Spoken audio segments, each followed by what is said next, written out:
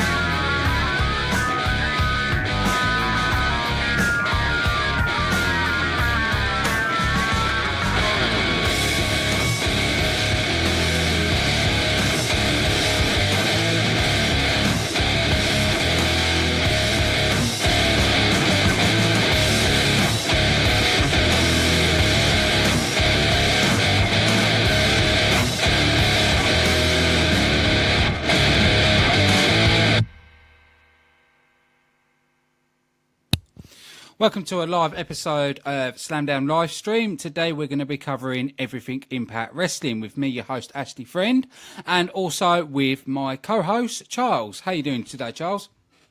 I'm doing well, everybody. I'm sorry I've been on for the last 2 weeks. I've had a schedule change at work and things in life. It's been hectic trying to figure out how to put things together and how to do. But I'm good to go now, figuring it out. Back to give you all the best Impact review that we can possibly give you. Let's do this. Yeah, you've definitely been missed.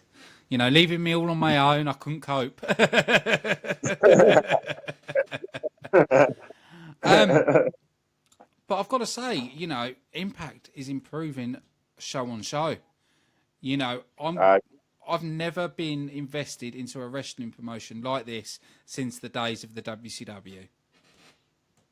Right. It's been a while that you've really, since we've had a reason to believe that there's some real competition going on, where you got two good products. Because, you know, at one time, you know, I mean, we don't prefer WWE as it is, but there was a time where the product was just really, really, really, really lackluster after the purchase of WCW and the whole invasion. And after that, the product of WWE went completely down, and there was really no competition because TNA was in its baby stages and not on TV yet.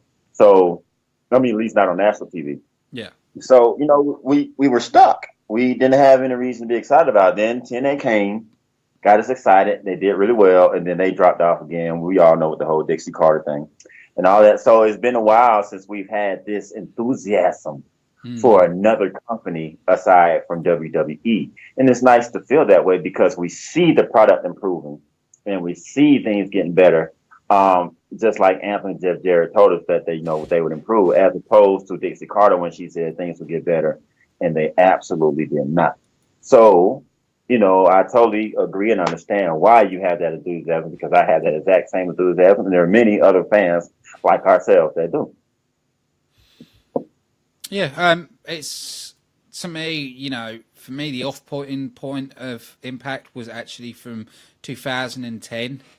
You know, when the whole Hogan regime, you know, I still watched the product, but I was disengaged. It was like, yeah, typical stuff. And then for me, the only good part of that era was probably the Aces and Eights.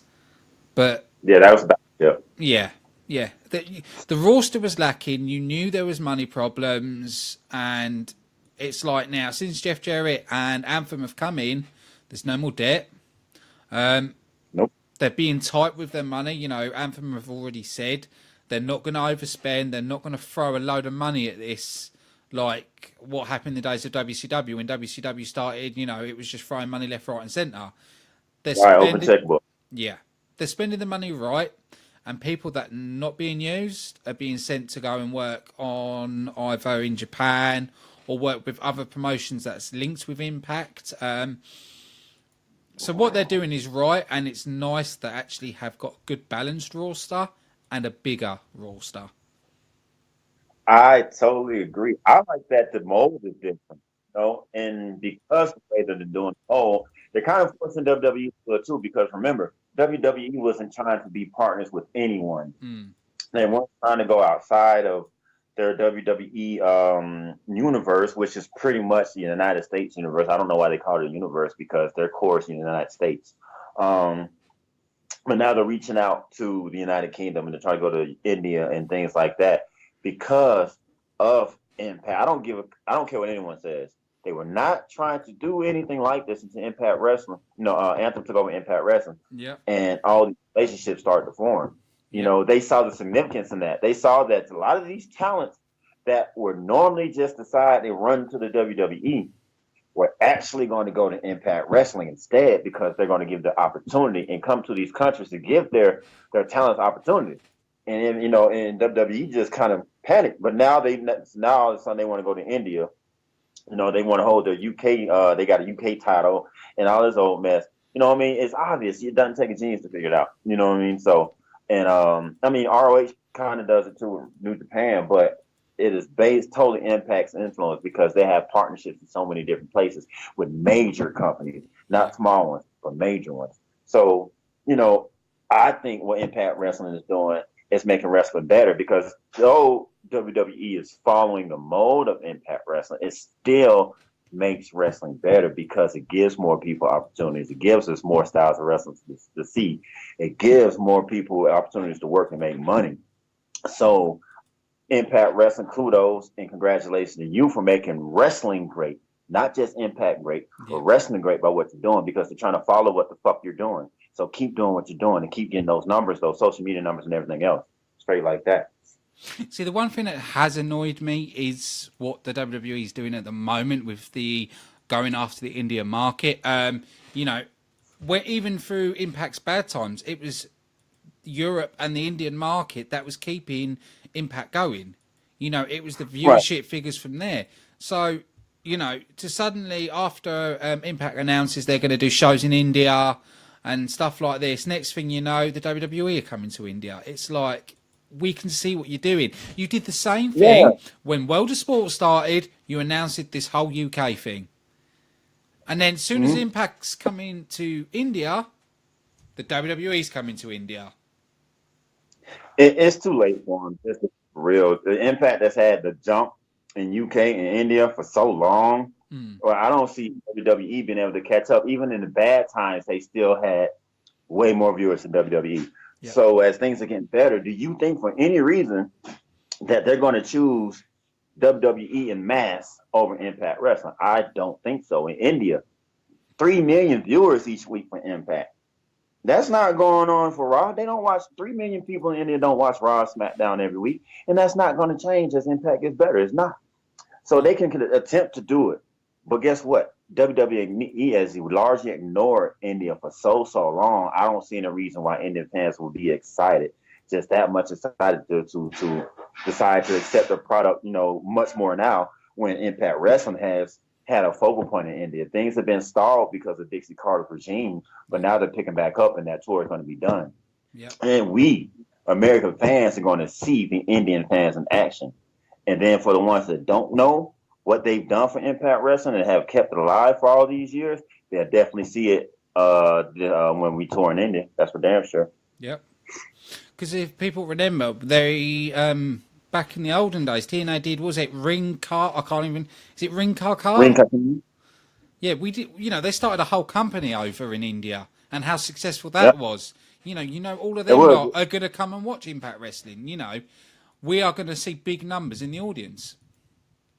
Yeah, no doubt. I was reading about that earlier today. Ring Ka King was supposed to have a second season, but the whole Dixie Carter regime took over and it wasn't able to do that. See, that's right in that time, and they scrapped it. Jeff Jarrett wanted to keep that going.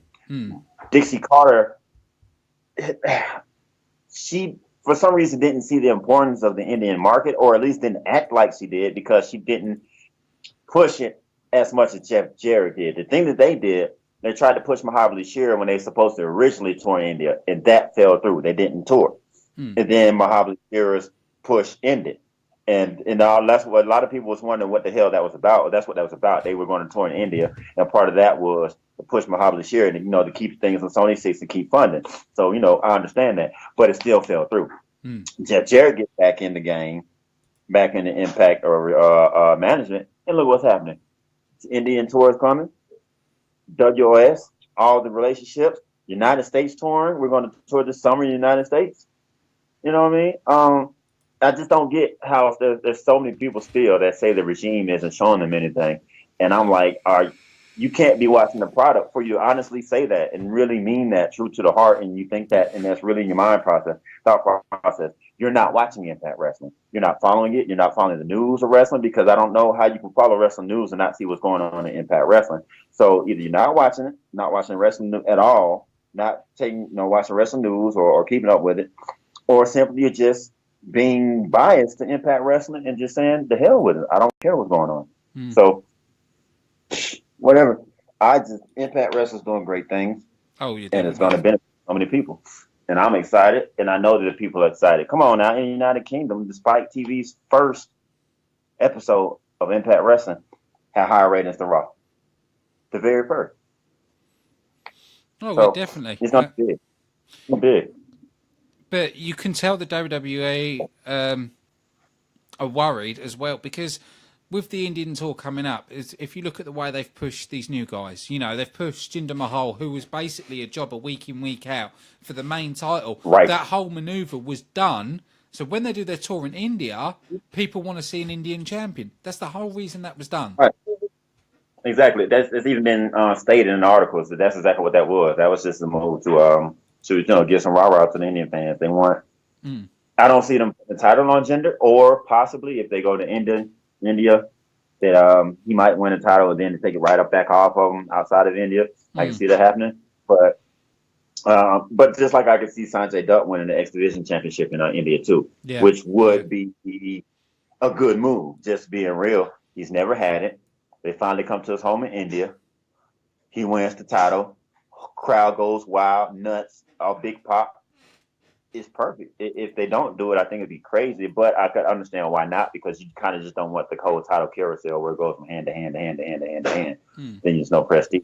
So, but I wouldn't be upset at all if, say, like the last day of tapings or whatever, the last episode in India, Sanjay Dutt comes out with the X Division Championship.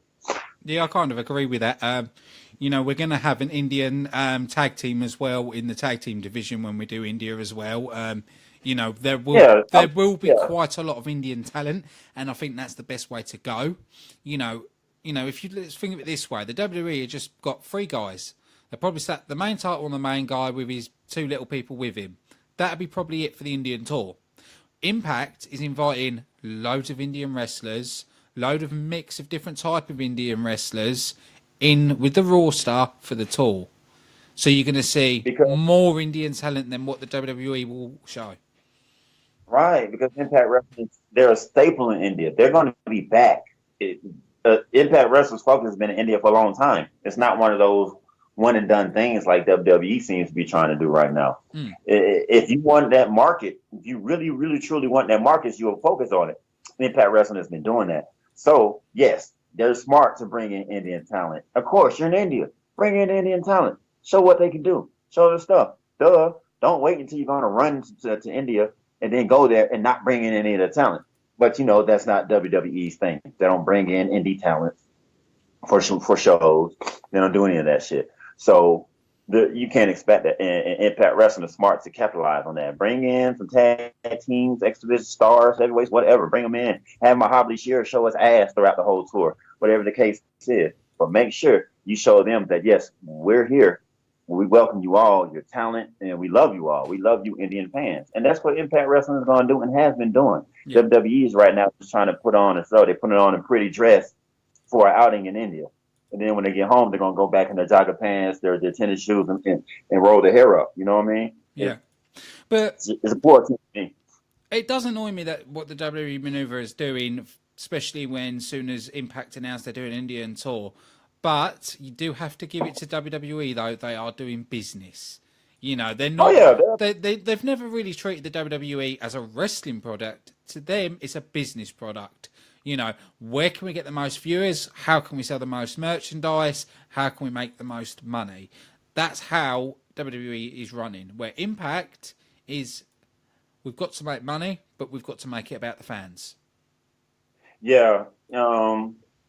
Because things went away from the fans for so long. Yeah. You know, so you have to make it about the fans now. It's the only way you're going to bring them back, because it's going to have to be word of mouth from fans to other fans. Because as we know, pop TV isn't the best when it comes to advertising. No. So right now, any advertising is going through social media right now and word of mouth. So then the best way to do that is you have a good product. Yeah. You know, if you got a good product, it's going to be talked about. It's going to be spread, especially in dirt sheets and stuff like that. So yeah, you like Dutch Mantel said, he'd been listening to the fans. What they've been saying, and we've been demanding the X Division improve. Me being one of them. Yeah, we want to see the X Division improve, and they've been doing that. So there are a lot of people in the United States that are still not giving it a chance. But once they continue to keep going on the route that they're going, of course, there are going to be hiccups. That's wrestling. That's anything. That's life. You're going to have hiccups. Oh, yeah. But you need to go on the overall way that they're going, and which is on the upturn. People are going to start spreading the word. I know I spread the word about the shit. People don't want to, and they still want to combat me. Well, this, and this, and this, and this. And I'm like, well, this, and this, and this. Are you watching the product? Apparently you're not, because the things I'm telling you, you know already. Yep. You know what I mean? And that's what's going on. People are going to spread the word. They're going to put it on social media. They're going to start sending links like, oh, did you see this? And I mean, especially when you have people like Desmond Xavier doing multiple flips and then going outside, landing on his feet, and then doing hurricanranas and flipping it on his feet and stuff like that. That's not happening in the cruiserweight division. No, it's not. When we keep spreading this word about the action that we're seeing on TV, Impact is going to grow in the United States. Oh, yeah, definitely. Simple playing. And I'm loving it and that's where it starts. They listen to the fans. We're digging it. What I love, we got a real, legit, this is awesome chant 2 weeks ago. When's the last time we got a this is awesome chant in the Impact Zone that wasn't forced or was just like only 10% of the arena? It was a legit, loud, this is awesome for the X Division, the division that the fans wanted to improve. Thank you, Dutch Mantel, Jeff Jarrett, and Anthem Wrestling for listening. And guess what? It's going to benefit. It's going to benefit Impact Wrestling. Oh, yeah, totally agree. It's like even the article on the Slamdown page you did about Xavier. He even bloody shared it on his own Twitter as well.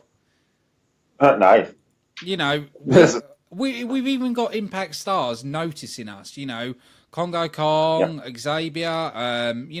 Even Impact's official shop Twitter likes our stuff as well.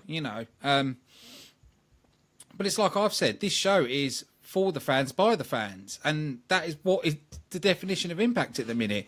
It's, by the fans, for the fans, Right. Like, you don't get that much in wrestling. You know what I mean? When's the last time you got a show that has pretty much predicated their whole show, their storylines and everything on the fans? Because you can see, it's obvious that the production that we're seeing on TV is strongly based on what fans want. Because think about all the gripes we've had over the last couple of years in the last regime.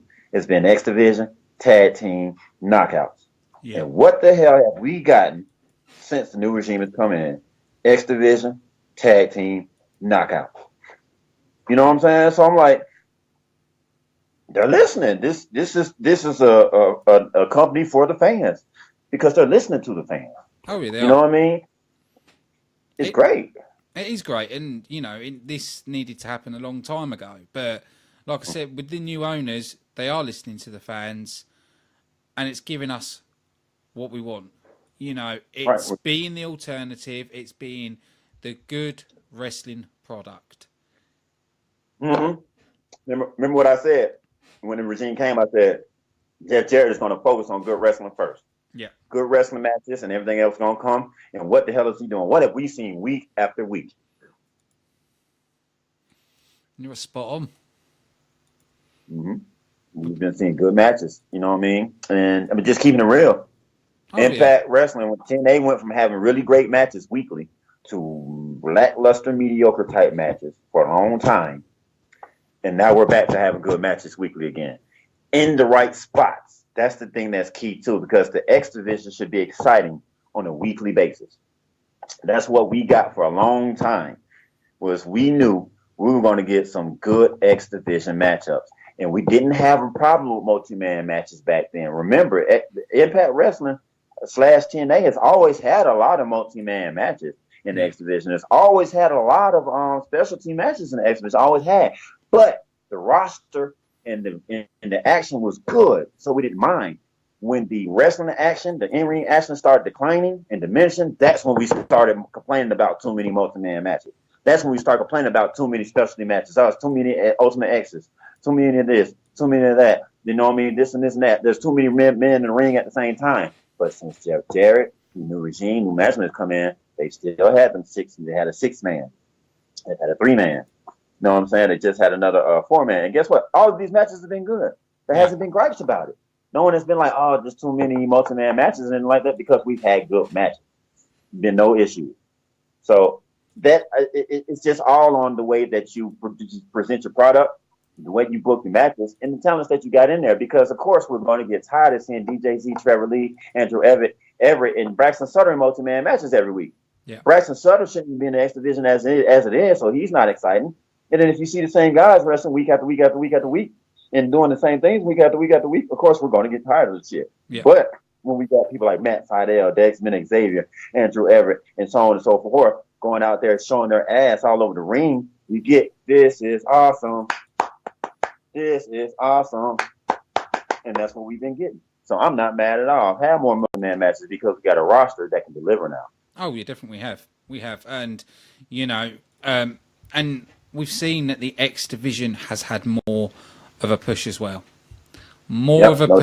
Doubt. You know, we've seen it main event. You know, we're seeing the return of Ultimate X is returning as well. And another thing, they haven't overused Ultimate X. You know, we haven't seen it for a little while. So now when it happens, we're going to be looking forward to it. Right. It's going to be special, especially what we've seen the last few weeks. We're all like, this Ultimate X match is going to be good. Because like you said, we haven't seen it in a while. And remember, at one time, we were seeing it too much. Yeah. Now, like I said, it's been a while. Dutch was like, okay, we'll go ahead and bring it in now. While we've already shown you what the new talent roster can do. Now let's throw in this Ultimate X, and you're gonna show our asses. We're gonna blow it out the water. I'm excited for it because I'm like, who's gonna be in it? That's what I'm thinking about. Like, there's so many options now. Think about it. What if you got an Ultimate X match with Matt Seidel, Desmond Xavier, Low Key, and any other person that you can name on the roster? Like, I'm down for it. You know? Oh yeah, definitely. I still think there's certain areas they can improve. I still think they can improve on the women's division. There is still some females out there that I think needs to be in the women's division. And there's a couple of extra guys that I would love to see in the X division. The ones I would love to see, and I think it's possible to do, is Ricochet. You think about his working with Lucha Underground. You know, we've got an exchange deal with AAA. So there is a possibility of getting Ricochet into the X division. There is. I just wonder, what that whole Ring of Honor comedy made is like, does he even want to wrestle in the Impact Wrestling ring? Yeah, that's true. But he's one in my books that I think we should get in there as well, because he's got no doubt, that's a possibility. He's got a big following as well. So if he got signed there, it would pull more people to watch our X division, and and with the people we've got in there that could pull off matches with him would be amazing. I would love to see Desmond Xavier versus Ricochet. They've done it before in the Indies, but to see it on national TV for everyone to see it, I know that'll be a classic. You can't tell me anything different. And also with Desmond Xavier as well, he's still new. He's young. They've got so much they can build him with. I don't think he should have the title yet. I think he's way too early for the title. If you give him a few angles, few storylines, show him off a bit more, and in time, yeah, I think he deserves a title shot. The only person that I really think needs to hold that title, and should have held the title a long time ago. You know, he should beat Trevor Lee for that title. It shouldn't have gone to Loki. You know, because they built the whole storyline up between Trevor Lee and I can't remember his name now. Andrew Everett. You know, they built Everett up. They built Trevor Lee up. They should have had that match. I've said it before. They should have had that match. Well, Andrew Everett just won a 4-man X Division match. Wasn't that a number one contender match or something like that? No, I might be wrong. It's leading to a 3-way on next week with Loki, Andrew Everett, Trevor Lee. Okay, well, maybe that's their answer to that storyline kind of being like intercepted with the whole Loki winning the title thing. Maybe that's their way of kind of answering that. That's just one of those things we'll just have to wait and see, because I agree with you on that too. We both were in total agreement with that. It's like, why would you just because it was a good storyline. It wasn't like it was a bad one. Why would you just kind of shit on it like that by putting the title on Loki in a 6-man title match? Even though it was a good one, it still was not good for storyline. Yeah. It made no sense on that aspect. So maybe they're trying to make up for that. Who knows? We'll just have to wait and see on that. Or it could just be one of those things to where they just end up being in the match because that was the way it was booked. So we just have to wait and see. And if it doesn't try to continue on that storyline, oh, you're definitely going to hear my mouth about it. Yeah, mine too. I think it's more we're going to have to wait and see. I just hope. Right. That's all we can really do is hope. But it seems like they're going in the right stead. But like I said, we're just going to have to wait and see. But all the signs so far are positive. The way they're going is positive. You know, like I said, the way they've come in, they haven't done everything at once. They've built up stuff gradually. You know, they started with the tag team division. They built that up. Then they moved on to the women's division and the X division. They're building that up. So it is going to take time for Impact Wrestling to settle and be at that place. People have just, like you said, they've just got to be patient. You know what, actually, that's amazing. It's like you can see that. And I can see that. You can see that they've done it one division at a time, step by step. Yes, started with the X, women's. Started with tag, then women, and now they're working on X. You've noticed that. I've noticed that. And I know there's plenty of others that notice that. Why is it there are so many people that act like they don't see that? That's what I don't get. It's like you want things to happen overnight, yet you won't act like that with WWE. You won't want immediate gratification. But with Impact Wrestling, even though it's obvious what's going on, even if you aren't a person that follows wrestling as a whole, anytime, in a business, when there's a management change, things systematically change, but they do it slowly. Nothing changes overnight. So what makes people think with a wrestling business that it's going to be any different, if not a little bit more dramatic and drawn out?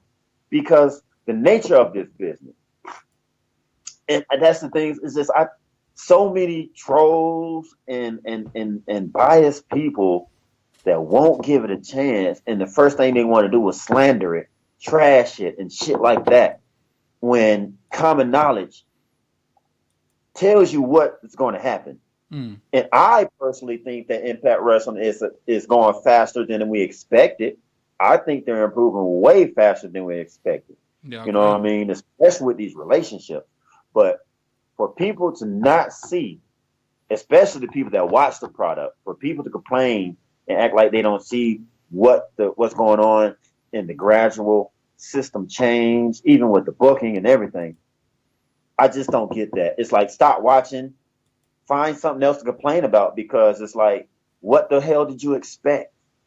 What truly were you expecting? Were you expecting the top stars and all of wrestling to all come to Impact Wrestling at one time and say, I want to sign? Did you expect the X Division to be like the best thing in the world in 2 or 3 days or weeks or even months? Did you expect? And then with the GFW merger, you got people that are talking crazy. GFW, you're making them look strong. You got GFW guys all over the show. It's a merger. Are you going to merge two companies and keep all the talent in the back in the locker room playing with their thumbs? Like it's just obvious thing. You got to merge them. You're going to if you just acquired a whole nother company of talent, what are you going to do with them? You're going to merge. You're not going to have them sit in the back and pay them. You're not. You're going to have them on your show, and you're going to showcase them. It's that simple. I just don't get where some people come from sometimes. No, I just don't. I totally agree with you. I do get a bit fed up of seeing GFW stuff everywhere. I'll be honest on that. It does, okay. I feel you. I get it. I totally get it. But what do you expect, though? I mean, do you expect him not to be shown and showcased? He's not going to just throw his titles away that he worked so hard to make. He made the organization. He's not going to fire all his talent because he's got some pretty decent talent, So you're going to showcase him. I mean, like when Vince acquired WCW, he had a whole invasion of WCW stars. If you got them and you're paying them, you got to use them. I've got to say, I wouldn't say they had WCW stars because most of the stars wasn't in that lineup, if I'm honest. Yeah, because he fired a lot of them. Yeah, he went ahead and fired a lot of them off the top. But still, WCW was featured every week on Raw and SmackDown every single week. And, I mean, overly. Not like a few here and there, because really Impact Wrestling is not featuring the GFW stars as much as people are saying. This is not an invasion angle. It's just a merger.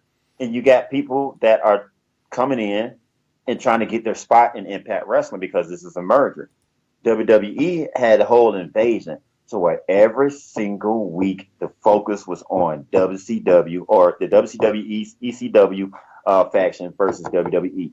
This was the main focus week after week after week after week. That's not even the focus in Impact Wrestling.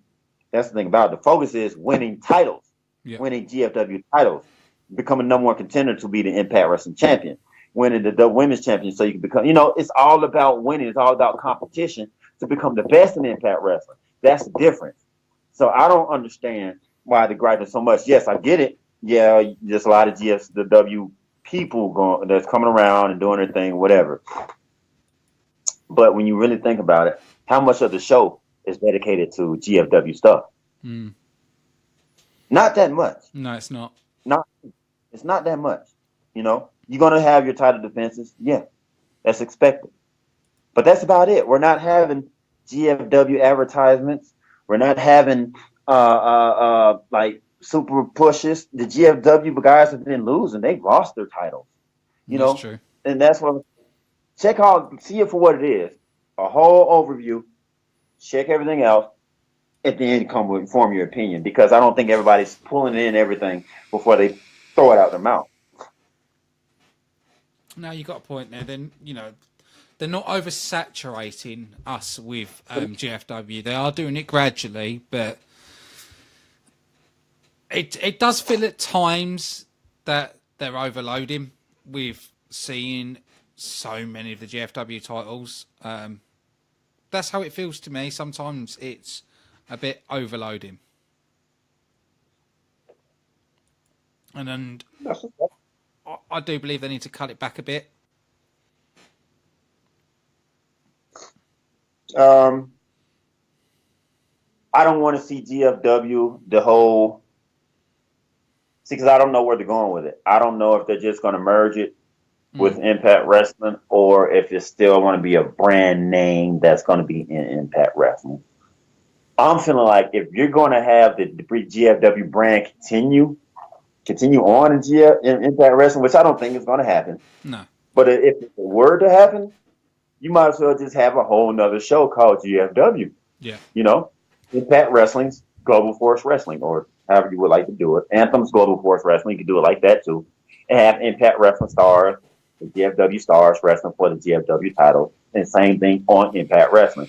You have GFW stars wrestling and Impact Wrestling stars wrestling for Impact titles. They can just go from show to show, but the titles don't go from show to show.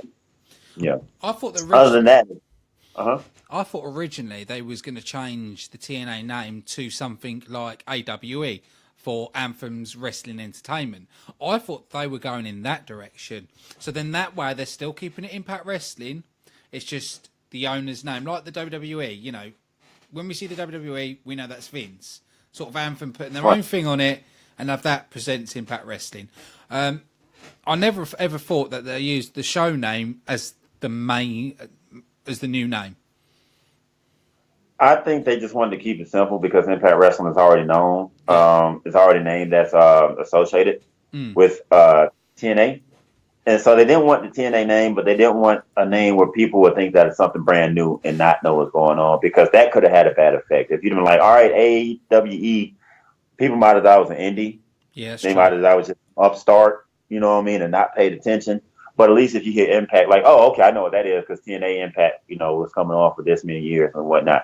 So you do want some kind of familiarity, but you do want to rebrand. I kind of agree with you on that. I don't really want to call that a rebrand, because Impact Wrestling, the name Impact Wrestling and Impact has been going around for years. So it's not really a rebrand. It's more like a kickstart of something different, you know? Totally agree with you. But like I said, there is so many positives to this product. There is so many things to look forward to. And like I said, they're doing something that the WWE don't do. They're not buying out rivals. They're not raiding other companies. They're working with companies. Exactly, and that's the best way to do it. What's the point of taking away from another company and trying to really put them out of business? It's way better to work with someone. Therefore, y'all can both benefit and both strive and get these talents to be able to, you know, expose themselves. Because, you know, today's wrestling is so much different from what it used to be, because back in the day, no one paid attention to the indies. You never knew who anyone was until they got to WCW or WWF. Yep. Now, we watch indie wrestling. It's all on social media. We know who wrestlers are before they get to the big stage and stuff like that. So when you make these relationships and stuff like that, these people get well known and these people get chances to be seen again, because now that people watch indie wrestling on a bigger scale, you know, people can actually make money in indie wrestling too now. People can make money that they would be making in Impact Wrestling, because they get to show their asses on Impact Wrestling. They get to show what they got. So even if they don't sign with Impact Wrestling, or they leave their contracts and can't run to WWE or New Japan or Ring of Honor, they still get booking prices and still make money, because you got people like Jeff Jarrett that will give people chances. Yep. And also, you know, YouTube is a great medium. Facebook, Twitter. You know, an independent star can get their footage out there, you know, and people that start liking them, word of mouth, and build a reputation. And then bigger companies would hear about this reputation and then would look at these talents. Right. Just think about it. Rob Rising, relatively unknown on a worldwide scale, stuff like that. But I guarantee you, after he came on Impact Wrestling, even though he's still off, I guarantee after he was seen on Impact Wrestling, he was getting more booking. I bet you. If we just some way we could go to Cage Match, cagematch.com. They show like every match that every independent wrestler had, and every year and every promotion and everything. I'm pretty sure if you were to check that and see how he's been booked since his appearance in Impact Wrestling, I'm pretty sure it's gone up. And I'm pretty sure it's been the same way for every independent wrestler that showed up on Impact Wrestling. Oh, yeah. There's one girl that we haven't seen in Impact Wrestling, which we know we will see. I did an article on her, Nova. Now, she was been wrestling for 1 year, and she already had a match in Impact Wrestling. Right. And that was all through social media, YouTube footage. You know, I think this day and age now is the best time for people training to be wrestlers, or even indie wrestlers. Because that's real. Back in the olden days, all you had was your tapes, trading tapes. You know, if you was an indie star, it was harder to get known and it was harder to make your mark. Right. You had to know somebody in the industry. You had to be a family member of someone, or you had to be friends and know somebody. Oh, yeah. Now, you can make your way through the indies and become big now. You know, even if you don't get in the global stage, you got indie stars that are large, that are bigger than these people we see on TV, like Ricochet. Ricochet is he's an independent wrestler. He wrestles in Lucha Underground in the New Japan. But we in America don't get to see that. We get to see him in Lucha Underground, but only not many people watch Lucha Underground. And there's still people that don't know that Ricochet is Prince Puma. So, but he's still an extreme wrestling star. Big, real big, and has not been in WWE, Impact Wrestling, none of that. Has not been on a show that gets more than 150,000 viewers, you know? So imagine once he hits Impact Wrestling, you know, and she can show his ass. But that goes to say what you were saying, social media and these outlets, you know what I mean? And then, like we were saying, going back to Impact Wrestling related with that, Impact Wrestling has a really good social media outlet because they give away matches, they give away shows, they let you see what's going on, first look and everything. They let us get deep into into the wrestlers, you know, and that's a really good thing to showcase these wrestlers. Because, like I said, if they decide to go on somewhere else, they can still make their money. They can still get booked. You know what I mean? Because you got people like Mr. Anderson that's still getting booked everywhere. Yeah, he's not signed to a major company.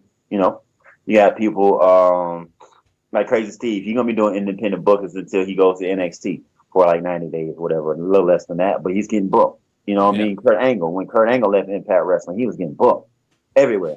Cody, all kinds of people. You leave Impact Wrestling and you're known. People might not want to say that Impact Wrestling is a major company or whatever the case is, but somebody's noticing because people that leave Impact Wrestling immediately get booked in the independent circuit. They don't have to run the WWE, Ring of Honor, New Japan, or anyone else, because they can continuously get booked over and over and over and over again.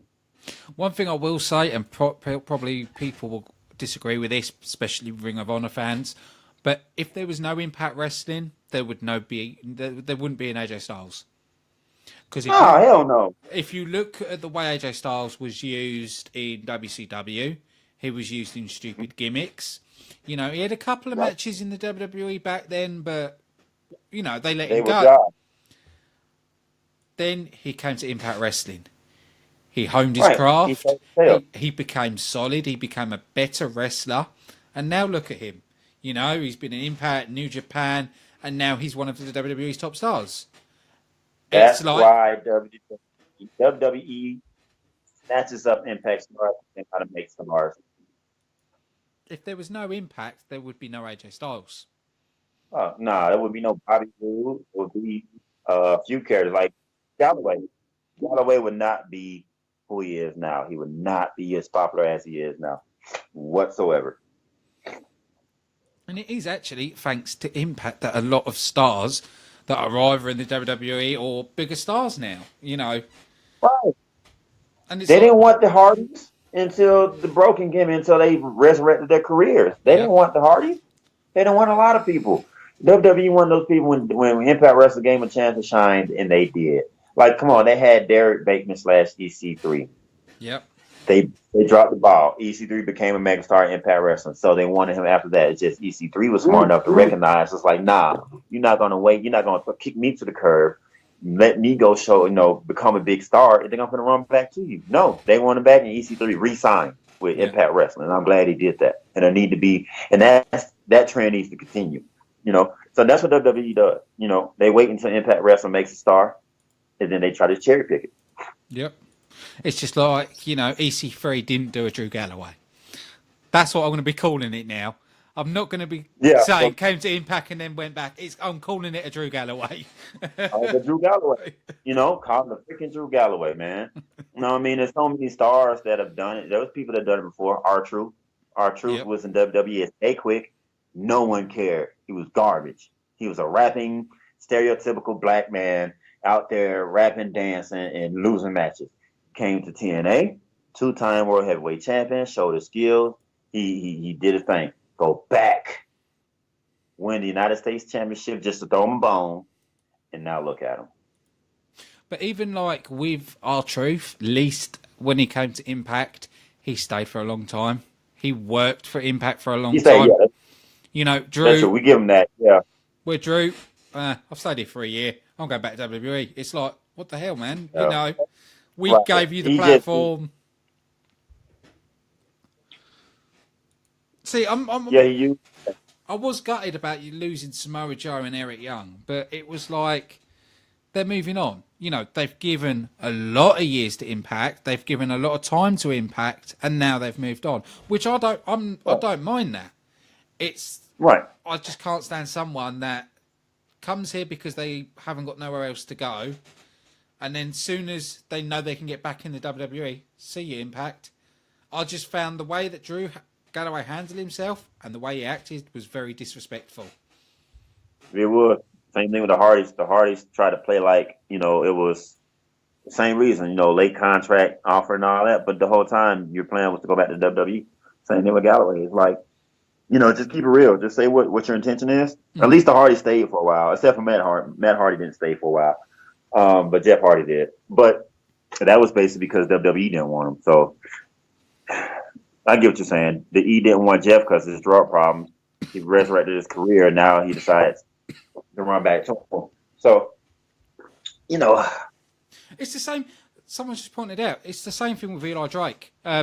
You know, there was the WWE were interested in Eli Drake after the way he rebuilt himself, but he decided to stay with Impact.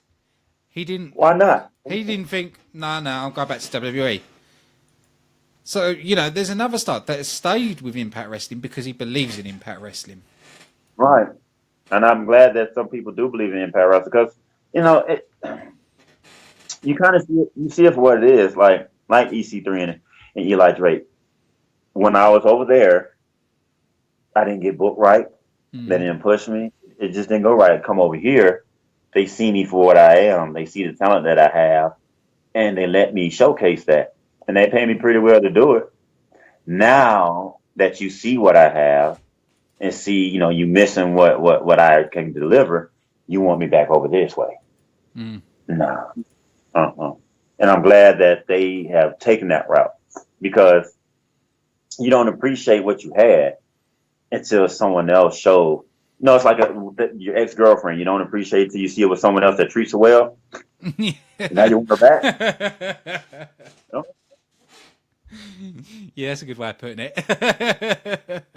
But I'm saying they want their exes back. You know, the other guys treat them so well, and you see how good she is. She can be when you treat her well. You see what type of woman she really is, but now you want her ass back. But no, she don't want you no more. What I want you for? I got this over here that treats me like a queen. I've never heard of that comparison before, but I'm going to remember that one. But yeah, I'll say this to every wrestling fan. You know, if you didn't like Impact in the past, give Impact a go now. Watch now. Don't just watch one episode. Give it a few episodes. Look at the direction they're going in, and I guarantee you'll be surprised. And you might not like to admit it, but you'll start to enjoy it. That's the key thing. You got to give it time. You can't jump in and watch one episode and be like, what is this? This is stupid. What are they doing? Of course you're going to feel that way because you don't know what the storylines are. You don't know what's going on. You have to give it time. So, and that's the key thing. Just like you said, a lot of people won't give it time. They'll watch one time. Oh, this is stupid. And I've heard that from people. Yes, They'll be like, have you watched the product? They'll be like, well, I tuned in on Thursday and I didn't like it. It was stupid. But like, that's because you don't know what's going on. Maybe if you watch it a few times and give it a chance, then you'll start to like it. Totally agree.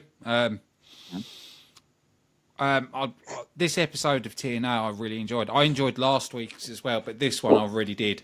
I absolutely loved the 4-way X Division match. Yep. I love the new talent they've signed. We haven't heard if Matt has signed a contract. We know he's been on the shows. I did some researching on that. Yeah. He just did his last Ring of Honor appearance. Oh. He just did it at the pay-per-view. He just did his last Ring of Honor appearance because he's going to be signing full-time with Impact Wrestling. He had to finish his obligations for Ring of Honor. Now that's done, and he's going to be signing with Impact Wrestling full-time. Get in. His work so far in Impact has been amazing, especially his match against Eddie Edwards. What? That match was so good. Oh, my God, that match was good. And people that haven't seen it, YouTube it. It was an unbelievable match. Yeah. You know, I will compare it to a Ricochet versus I can't think of his name off the top of my head now. Will Ospreay. Very, very similar to that type of match. Very much. It was a great signing. I think it was the best X Division signing, honestly. Yeah, I do too. I mean, when he does sign, but I think it was the best addition to the X Division since Anthem's taken over. Yeah. Oh yeah, definitely. Because we've seen his ability, and people that haven't seen him in Ring of Honor would have seen him as Evan Bourne in the WWE. Right. Right. You know, when he was released, he was one of the talents I was shouting at for a long time to be in Impact Wrestling. Yes. His ability talent. is unreal. He's incredible. There's nothing else that you can say, but he's incredible. It's like, there's something that somebody came to me because, I did the live discussion about the X Division. And something someone said to me before the discussion was like they didn't like how Matt Sydal is being booked to win, to be a top guy out top. And I'm like, what do you do with Matt Sydal when you sign him? He is a veteran that is known all around the world and is known as one of the best wrestlers in the world. So you're going to bring in Matt Sydal to job him? Is that what you're going to do? If he was an unknown, no one knew what his ability was, then you can get away with that. But you're not bringing in a well-known vet that's still at the top of his game, that has won everywhere he's gone, and it already has the star power. And are you really going to job him week after week? Is that what you're going to do? No. No, you're not. I just think people don't. That goes back to what I was saying. People just want to gripe about Impact Wrestling just to do it. Because if Matt Sydal were to show up in WWE and start jobbing off the top, people are going to bitch. I'm like, how are you going to job Evan Bourne? Evan Bourne is great. He's one of the best. You know what I'm saying? He can beat such and such, such and such. You know what I mean? It's like, think about what you're saying. Desmond Xavier. Now, if he were to come in and win match after match after match, then yeah, you might have a problem because no one knows who he is. The people are not going to feel like he deserves to win these matches because he hasn't proven himself.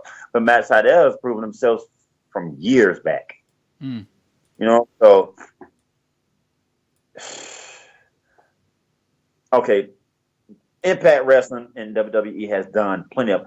Did they bitch when the Hardys come in and win the tag titles on the first day? Everybody thought it was great. Everybody thought it was the best thing in the world when the Hardys come on day one at WrestleMania and win their titles. But Matt Sydal winning a couple matches in his first 2 weeks, even though he lost the 4-way he was in on Thursday, you were going to complain about that. It's just ridiculous. And he is an amazing talent as well. His ability, the performances he's put in the ring have been solid, and it's made me excited for the X Division. It really has. Right, no doubt. Like the X Division looks so good now with people like Sydal. So good. It's like I'm looking forward to see what he's going to do next, who he's coming up against next. Right. Well, we should probably get into the show now. We've been on for about an hour. I haven't even talked about the show. Yeah, we better do. We saw starting off the match, Matt Sydal taking on Andrew Everett first and taking on Conley, and one of your favourite guys that you've done an article about, Desmond Xavier. Yes. Oh my God, this 4-way. Oh my God. That's a good way to start the show. Yeah. It brought you to that level. During that match, you're like, how are they going to top this? How the hell are they going to top this? For real, because especially with the matches prior, that we had been having, Eddie Edwards versus Matt Sydal, the six man for the X Division title. You know, it's like, how much better can you be? Can you really match the intensity of these matches? And they did. They did. I didn't like. There was a couple of spots that weren't done well that they kind of like missed on, but Desmond Xavier was kind of able to save them. Yeah, you know, he didn't. It didn't look as bad by reacting the wrong way to the botch. You know, he continued. He executed his counter well when he flipped out of the Hurricanrana from the top rope, and he continued to go, and it kept flowing. So I give Desmond Xavier, a big round of applause for that, because that could have been disastrous, and it wasn't. The flow of the match was good. It was X Division should always be constant going. It should always be nonstop, and we got that. That was what we've come to love with the X Division: nonstop action. Hence the name TNA, Total Nonstop Action, which it's an X Division. Really, it's an X Division mantra. When you think about it, that's what we love about the X Division. So we got that out of it. We got different styles out of that, and they showed that we got every style is like a hybrid of strong style, because moves like the Franken driver and stuff like that. Yeah. And high flyer. We haven't seen Andrew do a whole lot of high flying lately, but Desmond Xavier took care of that part in the match. Matt Sydal, amazing. He's just good. Caleb Conley was good. I think he had he showed the least in the match. I don't know what Impact's really doing with Caleb, because he's really talented and he has a lot to show, a lot of potential. But Impact Wrestling hasn't really booked him so well. He hasn't really shown, due to the booking, not because of himself, but due to the booking, he hasn't shown that he has a place in Impact Wrestling yet. And I'm trying to figure out when they're going to do that, because I think it would have been good for him to come out with a victory, unless they're trying to do something with this whole Andrew Everett, Trevor Lee thing. I'm glad they didn't give the win to Sydal, because you don't, even though I do agree with him winning matches coming in, I don't agree with him going on a win streak that's just ridiculous, because there's too much talent in the X Division. And then in the 4-man, it just makes sense to not just keep having the same person get W's, especially when you have a lot of different people that are involved in the match too. Now, if he would have won another one-on-one match, justified, but not in this match. So I'm glad they didn't give him the W with that. But overall, I think it was a good match. A lot of intensity, a lot of speed. I let it keep you going. It's one of those matches to where you don't want to get up and leave, because you don't want to miss what's going to happen next, because it's had you glued. It had me glued, It's a good way to keep, to get your energy flowing for a show. It makes you feel like the show is, if it starts this way, then it's got to continue this way. Yeah. And it was a great display of the X Division that we've been seeing. And I'm glad that they keep putting the X Division on display, because we're seeing the new stars, we're seeing the action. And don't steer away from that. Don't give us a week without X Division like we used to get, where we would not get an X Division match for the week. That should never, ever happen again. So when you start a match, a show with the division you're trying to focus on, and you deliver, it's a good omen for the show. And it makes us want to tune in more. Not only that week, but the week after that, to see what the X Division is going to do next, in the week after that. Because even if you don't care to watch any of the other divisions in the company, the X Division is getting to the point to where you want to see that, and you're waiting on it. Because I'm waiting on the X Division matches every week now, because I'm like, these are good. Yeah. And to just deliver us a damn good match, first and foremost, I think it was good. I totally liked it. I think the match, like I said, the only problem I had was a couple of botches, but Desmond Xavier saved them. And I think Desmond Xavier is going to end up being champion one day. Not sure when, because of the talent that you had in there before that have really proven that they're good, such as Trevor Lee, Andrew Everett, Matt Sydal. Even though he's new, not really new. He's back in the impact zone. But with a person like that, you kind of got to give him the push over Desmond Xavier.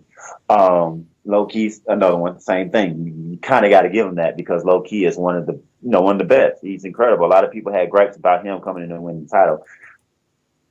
I kind of do too, based on the fact that you come in the door and win a 6-man. But and the whole storyline thing we talked about with Trevor Lee and Andrew Everett, that part I do have a problem with. But in the weeks afterwards, they were, the interviews that he's had, just as well as Matt Sydal, is like they're making it seem like, okay, Low Key, I'm the vet. I'm like one of the best in the world. You have to go through me because this is a new X division where the best and competition. That's what's going to win you the X Division title. That's what's going to make you great. So I get that. Even Matt Sydal gave him his vote. He's like, your average person can't beat Low Key. It takes more than the average man. Such and such. So I do like that part. I do get that part of why they put the title on Low Key because, just being real in the X Division, Low Key has a hell of a resume.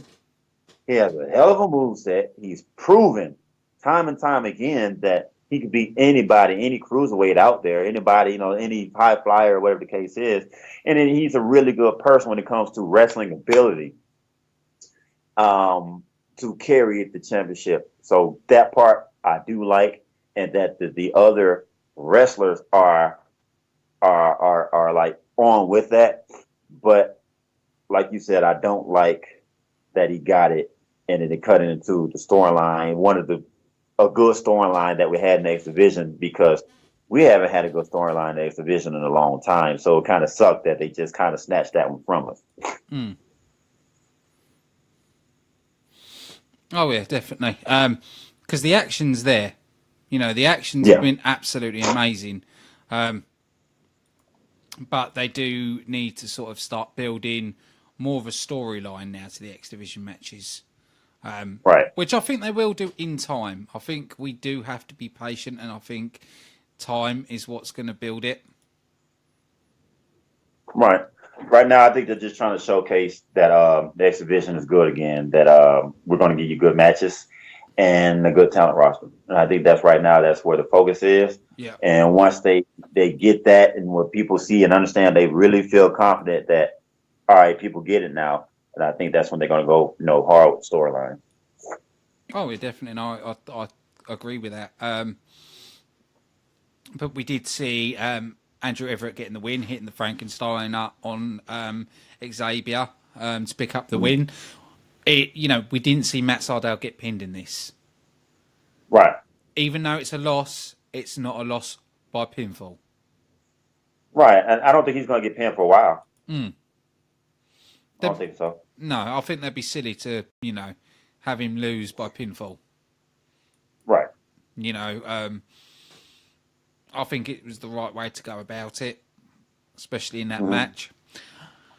Now, I don't know if I'm amused or it's overkill with Josh Matthews and JB. I'm going with overkill now because remember when they first started this, I was like, I don't have a problem with it because, you got a new broadcast team. And of course, they're going to be bumped heads. And I said, as long as it doesn't go on for week after week after week, and it has, and I'm tired of it. I'm worn out of it. I really am. There's too many times where the match is ignored, and it's about JB and Josh ranting. Well, now it's just Josh ranting about JB because JB's behind with signs and in the crowd and shit. And I think it's taken away from the matches and the real commentary. The only person doing real commentary is the Pope, which I can actually say I think he's improved. He's not great. Oh, yeah. He's not great, but he has definitely improved. And right now, they need to just do something. Do something in this shit, in this whole JB Josh thing, please, because now it's too much now. Hopefully it will end because I've seen a couple of the spoilers. I think they're going to lead up to Slammiversary. I think we're going to have to put up with it till Slammiversary. And the way I'd like to see it go, I'd like to see Josh gone from the announce table. Me too. But Josh doesn't commentate. He's a good. I'm not going to say he's the best commentator. You know, there's a lot better. But I like him in the heel role, and I think if they put him in as a manager, I think it would work better for him. I agree. It's like Josh really isn't commentating. He seems more like a hype man for the matches. Yeah. He doesn't really give you play by play. He talks about what's trending on Twitter. Ooh, what a move! What was the move then, Josh? Yeah. You know what I'm saying? Oh, look at the intensity. He doesn't give play by play like Jim Ross. That's play by play. Let us know what's going on in the match. Stop fucking talking about JV and stop just being a hype man. I just get the sense that Josh doesn't know a whole lot when it comes to wrestling terminology and stuff like that because he doesn't call matches. He never really has. You know what I mean? He's just there to kind of like, I guess, hype Impact Wrestling. But that's not what a commentator does. You call matches. So I do want them to take Josh away from the table, the commentating table, leave it as JB and the Pope. If you're going to bring somebody else in, bring somebody, you know, that's good, that actually commentates. You know, I can't say who that would be right now. I say bring back Mike Tenay for it. Shit. Put Don West in the booth. He's back. You know, something. Problem is, Mike today is retired now. He's fully retired. Okay. I think JB and the Pope is what it should be. You know, especially with how long JB's been at the company. And I'm just hoping, the way I want to see it is JB and JB and Pope at commentary, Josh Matthews working as either sort of a manager or an agent for Bobby Lashley. I still think he's going to end up being a manager for EC3. I still think that's going to happen. No, I see it Lashley now, especially with the way they've been doing it. I think it's going to be Lashley. There is a show you haven't seen, and I'm not going to spoil it for you, but Lashley is in a match at Turning Point. Watch the behaviour of Josh and Lashley. Okay. You know what? I can go for that because the last one I only follow storylines too. So if what you saw, I mean, I know you saw it because you watched it. What you saw, it happened like that. I'm pretty sure it will follow into the show because, like I said, if it goes the way that it's been since Anthony took over, then we might be able, you know, we might be getting these one night onlys and they all follow storylines. Because remember, Knockouts Knockdown, the whole thing followed storyline. It was not just a show that was thrown in there and didn't follow stuff like all the rest of the one night onlys have been. So I'm gonna watch it and I'm gonna see what you're talking about and we'll talk personally about it. And if you want to, we'll do a Turning Point review. Yeah, we should do. But like I said, with the way it leads, I think it could work. And also another point, I'm not going to disrespect Lashley, but he's not a great talker. He's not that great on his mic, but the ring. He's a lot better than what he was. He is a lot better, but I don't think he's the best. And I think having Josh Matthews as his mouthpiece could work. Now, a lot of people out there, especially, I want to call them the WWE marks, will say, well, that's Paul Heyman and Brock Lesnar. No. Paul Heyman is an advocate, where Josh is more of a mouthpiece. You know, what Josh says goes. What he thinks, he thinks. You know. Right. Josh will be more like, this is my guy, this is Lashley, and it will be everybody. He's more that. Right, because Lashley can talk for himself as opposed to Lesnar can't. Yeah. Right. He'll just be Lashley's hype man. That's the, like you said, Heyman is the advocate for Lesnar. He does all the talking for Lesnar. He makes the decisions for Lesnar and all that stuff. Yeah, and we know that won't be the role for Josh. Lashley's confident, cocky type dude that's not letting someone speak for him, anything like that. I believe he'll be that person to give him the upper edge. they got to interrupt matches and stuff like that. Not like Lashley needs it because right now he's definitely pushed as dominating champion. I don't even want to call him a heel. I don't think you could really call him a heel. I would definitely go for Tweener because he really doesn't have like this whole heel persona. His persona, he's more like this. I'm the baddest man on the planet. I'll run through anybody. I can whoop your ass. I'm not going to. Lashley don't interfere in matches. Lashley don't. He don't do all your normal heel things. He doesn't too tough pick up weapons and things like that. He does every now and then, and he doesn't try to get the crowd to boo him. He doesn't disrespect the crowds. None of that shit. He doesn't do any of those heel centric things.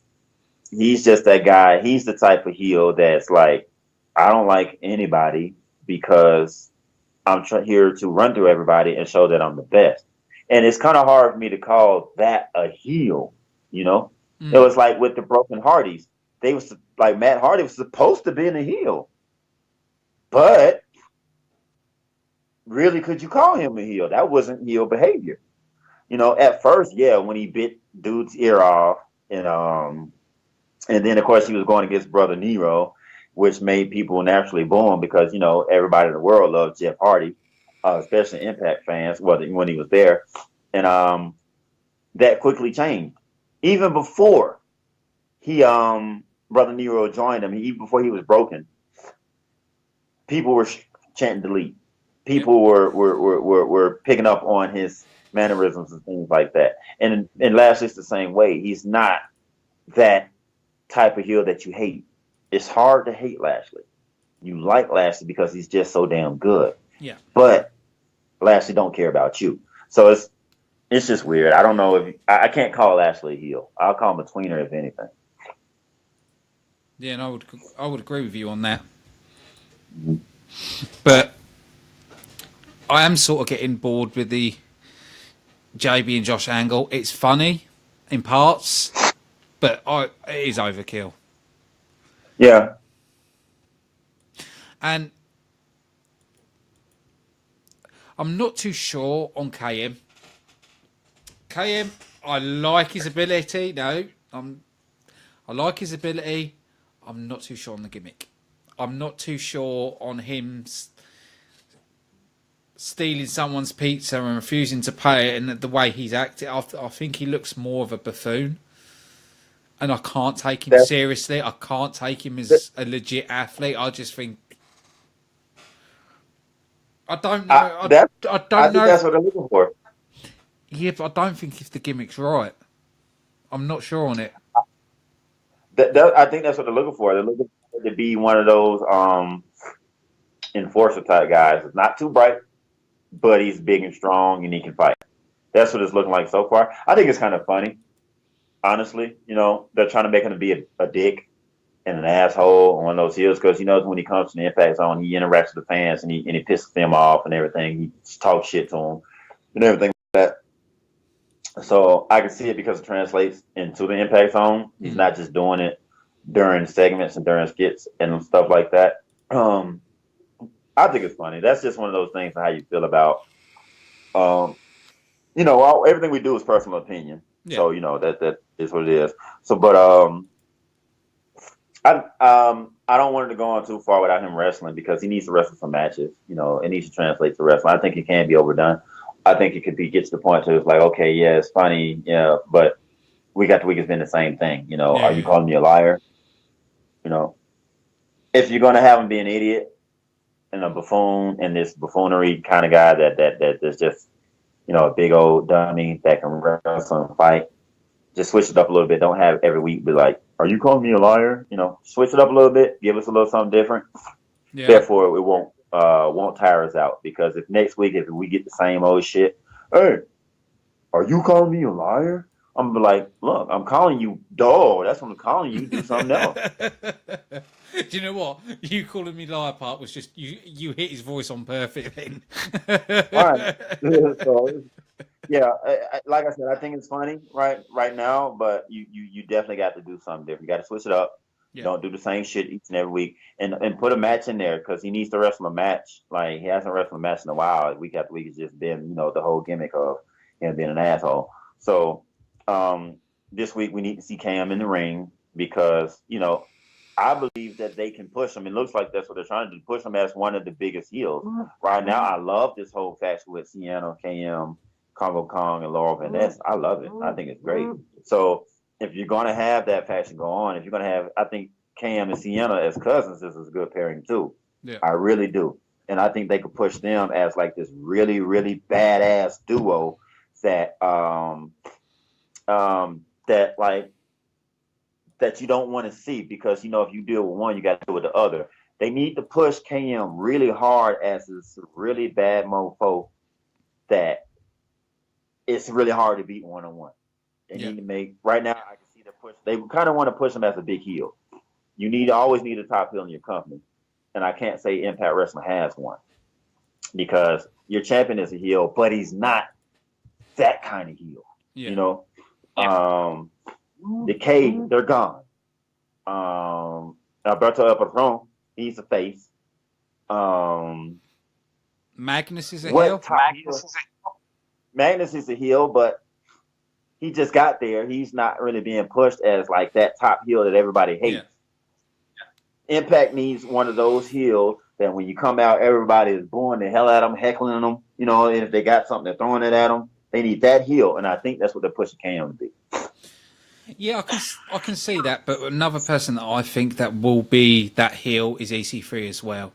Now, yeah, you're right. That's the person right now. Right now, it is EC3. You're correct about that. I don't know how I didn't think about him, but yeah, EC3 is being pushed as that heel right now. But KM would be another one that would be good like that too.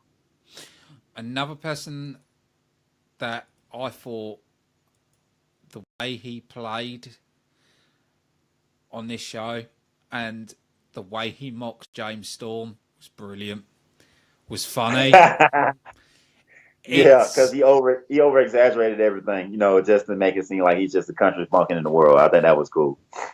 But that's how the old EC3 heel was played. Right. He was cocky. Right. He was arrogant. He believed he was the best. He even used to say on the mic, "I'm a Carter. I've beat legends." Right. You need me. Yeah. And yeah, I like that. That's the EC3 that I think was at his best. That's the EC3 I'm glad it's around. That's the EC3 that I enjoyed so much. And so many of us did, he is far better suited like that. He was pretty good as a face and stuff like that, but like his appeal and his best work comes as a heel. And because he has that whole cocky, spoiled, I don't care about none of your attitude. I'm the best in the world. I'm going to show it. And if I got to embarrass you to do it, and I'm going to do it. Because EC3 is naturally funny as a heel. He's just naturally funny anyway. His mic presence is spectacular. So when he gets on the mic, you're not going to be bored automatically. And you're not expecting to be bored. So I don't think this was done in bad taste. I think it was funny as hell. He came out there looking like Buck Rogers. I think it was funny. Like he over-exaggerated things on purpose just to piss Storm off, and then the culmination of Storm coming out, them battling, and EC3 still getting the upper hand and just like beating him like a slave with that belt, and then going off on the producer, whomever that, the Impact Wrestling stage guy. It was great. It was that heel EC3 that we had before that we loved so much. That kept Impact Wrestling afloat when he came around. That is good for you for months and months to come. We need something like that because it's also bringing back James Storm. It's like putting him back on top in the company. It's bringing him back his notoriety because the whole DCC thing was a fail. So being that failed the way it is, and then they've been putting him with these damn stupid ass groups like the Revolution. They've been really jerking James Storm around and really putting him in bad gimmicks and stuff. So this is bringing James Storm back into prominence. And then, with EC3 can make anybody look good. He's going to make a feud with anybody a must see. Oh, yeah, And then when definitely. you got yourself in the TNA original, like James Storm, that everybody wants to see grab that championship again because I feel like a lot of people do. He's the most deserving. May not say he's the best skill right now in the company, but I would definitely say he's the most deserving for all the work that he's put in. He's went with all the bullshit gimmicks they've thrown at him. He's gone with it. You know what I'm saying? His ability, we all know he got ability. His mic skills, they're okay. He's one of those that his mic skills hasn't really gotten any better over years, but he's deserving for all the work that he's put in. You know what I mean? So this is kind of perfect. If you want to build somebody up after you've kind of just like taken it from them, put them in a feud with EC3 is a good way of doing it. Oh, yeah, definitely. Definitely. And, you know, when we saw him handcuff James Storm to the ropes and the lashings with the belts, I don't know if, you know, people who haven't seen it, look at Twitter. Look at the damage to James Storm's back.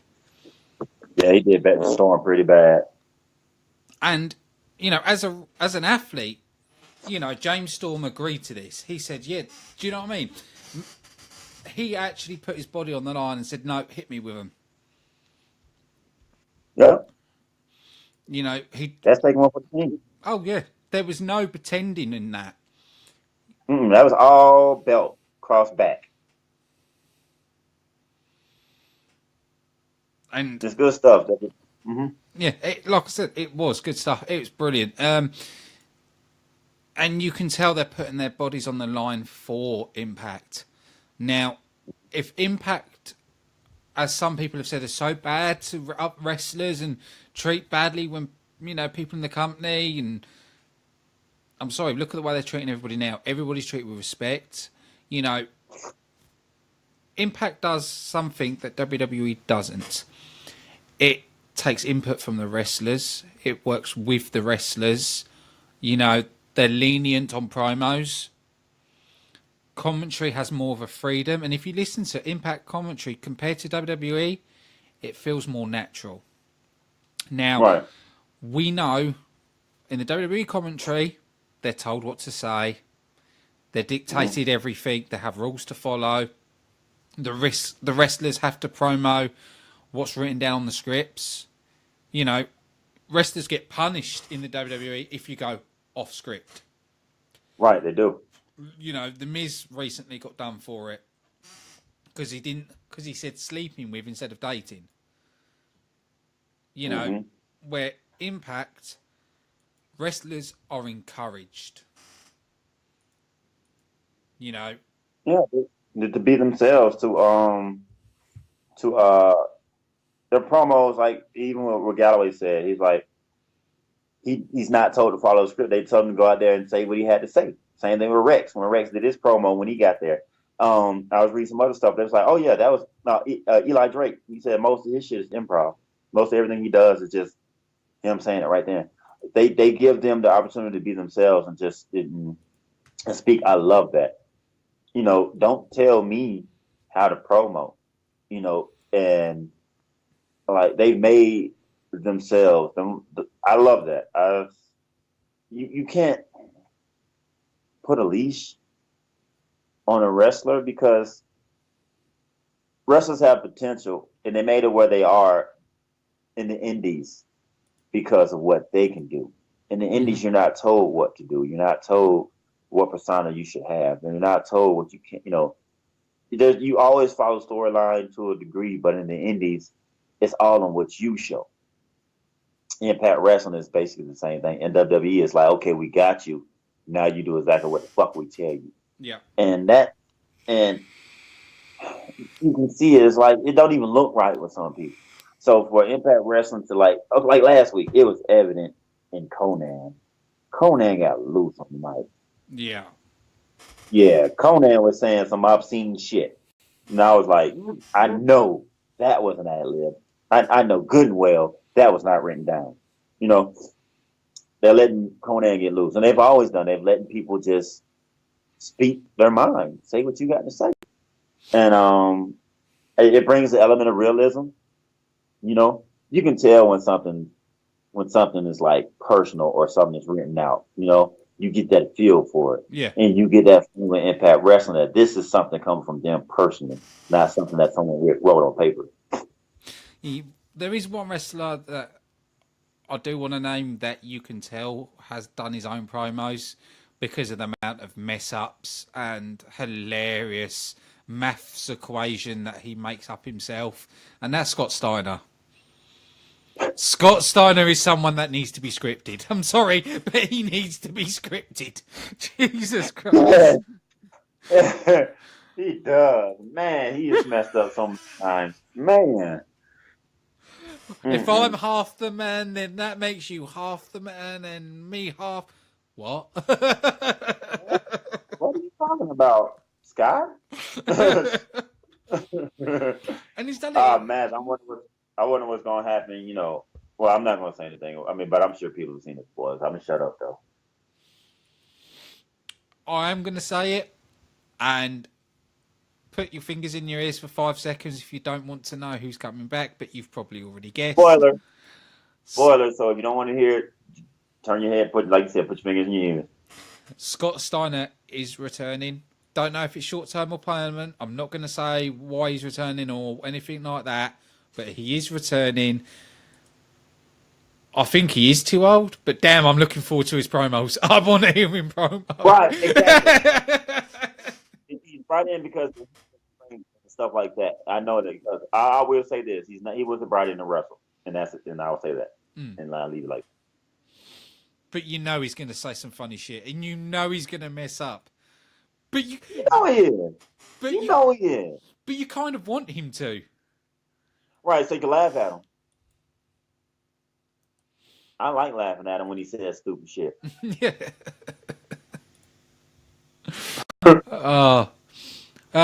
After that, we had we had Abraham and I'm just going to say his last name, Zane, taking on Laredo Kid and Garza Jr. I hate to say it, but I knew when the match when it started, so yeah, just wanted to see how it was going to go down. Yeah, you can't. I knew good and well Garza and Laredo were going over. I knew that. There was no doubt in my mind. Yeah, you know, if they didn't go over, you'd be like, hey. Yeah, like what? Yeah. I think it's because of the way these people have been booked previously. Right. That's how you can tell. You don't like, yeah, just exactly what you said. There's no other explanation. The way they were booked previously, there's no way that you could have seen them not going over in that match. Yeah, 100%. It was a good match. I will say it was a good match. But it was sort of a squash match. Yeah, right. It was. It wasn't bad, but it wasn't anything that I write home about. It wasn't one of the defining moments of the show. You know, it wasn't bad. Mm. Like I said, we didn't really. I think this was more so. It's hard to say that because Zane didn't really show as much either. He was pretty much just on his back a lot. I'm trying to figure out what the purpose of this match could have been because it wasn't spectacular. We've seen Abraham before, but he didn't really show us anything new. Before he wasn't in a tag team. It looks like they are Zane and Abraham are a tag team because they were dressed in attire that was like tag team attire. So hopefully we see them again. Hopefully this was one of those things to where they tag up one time and that's it because they were trying to show what Zane can do because I've already read Abraham is signed. He's on the roster. So I think this was more of to show what would as a preview to the GFW Tag Team Championship tournaments. I think that's the more what this was about than anything else. You make it. You know that's got to be it because they did speak of. They were talking about the tournament during the match. So yeah, I think you're completely correct on that. It is a bit surprising though because we did see the Impact titles go in the tournament. Now we're seeing the GFW going into a tournament. It's like okay, you like tournaments. Well, I guess that's just the first. It's just the easiest way to go. It's not really original, Yeah. but I guess it's the easiest way to go when you got vacant titles. Yeah, but do you know who the last holders of that title were? The Bollywood Boys. Yeah. Now, people have said, oh, GFW hasn't really gone anywhere. Well, a lot of their stars have been signed up by the WWE. That's why there's no GFW Tag Team Champions, because they signed with WWE and then they had to vacate the titles. Yeah, and this is going back to another point. People that Jeff Jarrett has done when he left Impact a lot of them been signed by WWE. So, he knows what guys to pull in. He knows who to sign. He knows what he's doing. He knows talent. He knows how to build talent. He knows how to book talent, and Vince sees that. That's been Vince's mantra. That's been Vince's mantra, and the way he does things for so long, he just lets people get big somewhere else and then throw money at them. And Triple H is pretty good at building stars. He's not bad at it. Yeah. Well, I won't say he's bad recruiting stars, because he really hadn't built any. The stars that come from NXT mainly have been people that were already known elsewhere. He's had a few, like Apollo Crews and stuff like that, were kind of like his babies or whatever, that, we kind of got their exposure first in NXT. Yeah. Because there are independent stars that he could have built that he didn't. You got Chris Hero back, and there's other a few others that are left to come back because they didn't know what to do with them.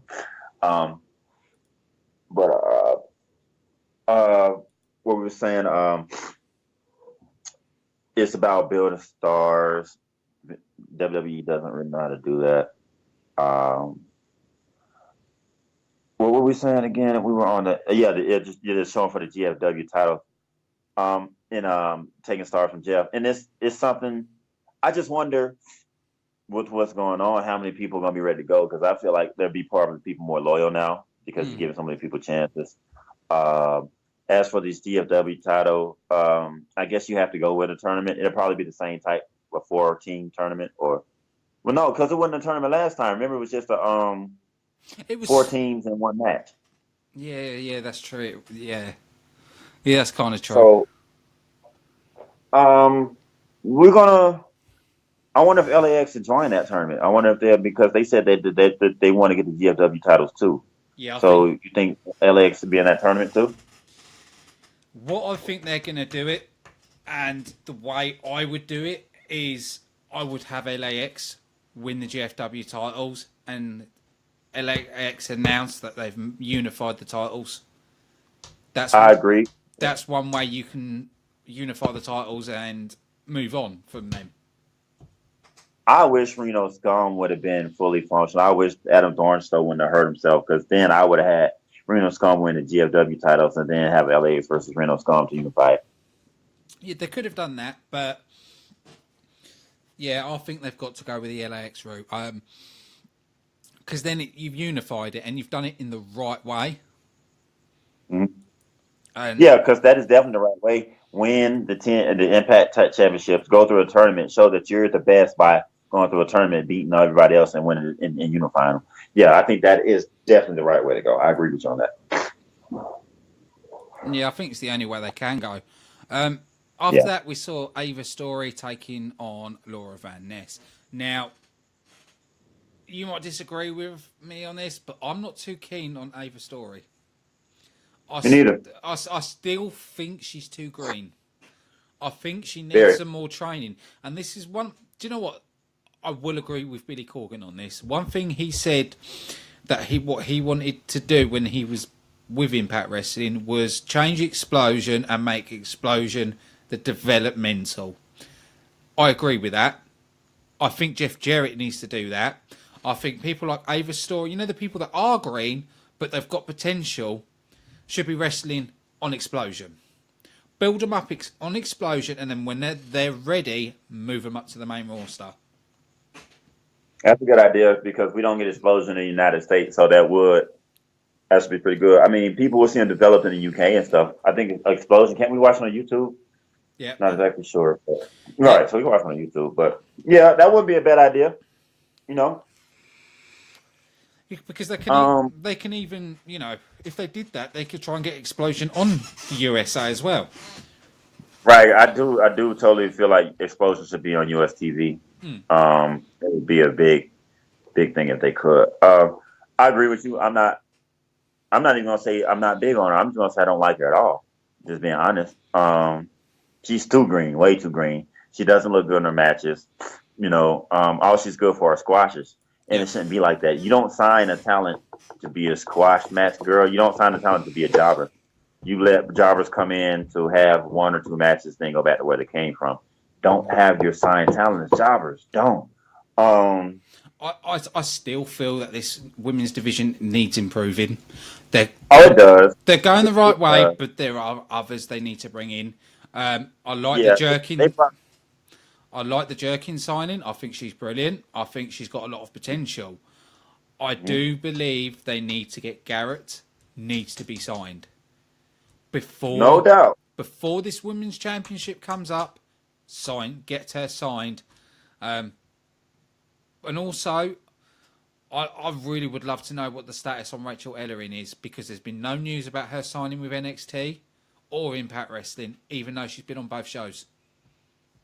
This is weird. I don't get what's going on with Garrett and Ellering. I don't know why neither are signed with the company and why Impact Wrestling hasn't signed either when they had them on TV. I don't know. That's just weird as hell to me, and I would really like to know what's going on. I've heard absolutely nothing. Just like you said, normally I could have dug something up by now. Yeah, but I can't pick up shit on these two.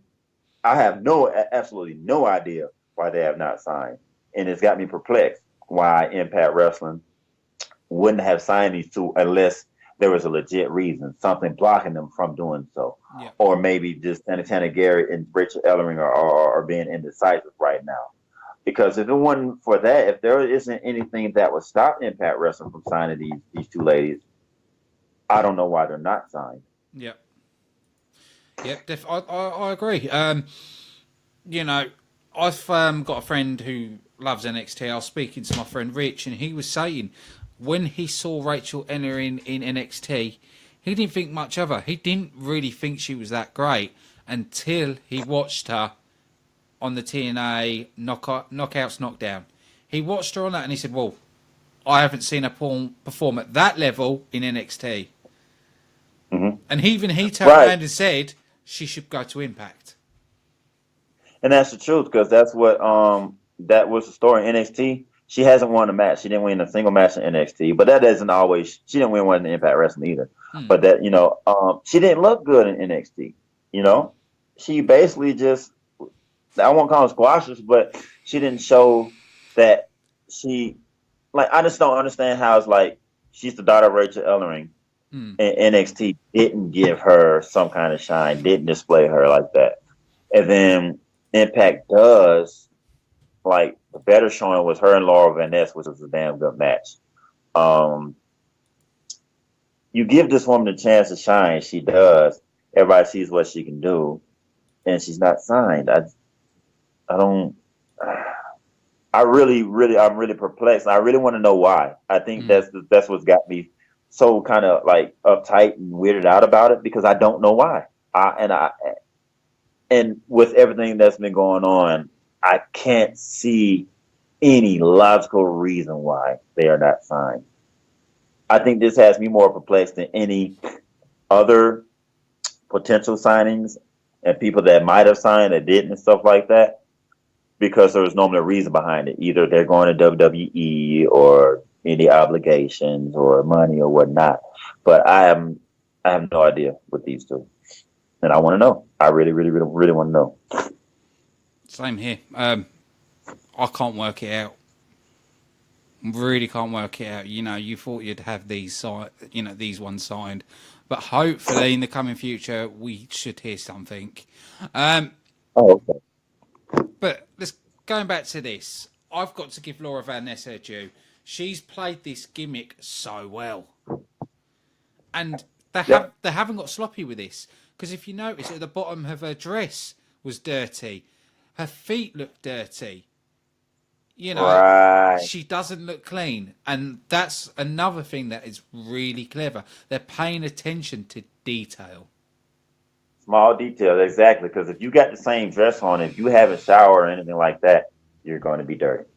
And they are showing that. That's good. They're really smart about this storyline. Apparently, they're in favor of it. They like it a lot because they're continuing to go on with it, and they're going about it the right way. Like you said, small stuff like that, the attention to detail to make it believable. They really want this to be believable, and for good reason, because it is turned into the development of a faction.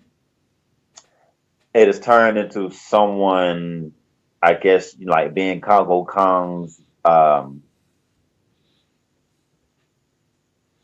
controller. I don't want to say that, but I guess that's kind of what we're seeing. It plays her character right now is kind of like the reason three angles are going on, and it works out. And then I'm glad that we finally got her in the ring with her crazy gimmick, because I wanted to see what her wrestling style would be like and how she would, react in the ring with her new gimmick, with being a crazy ass woman and stuff. And it played out well. She was screaming, "Ah, want to kill you," and all this old mess. And she was just kind of like wilding out on Ava's story. Squashed her, of course.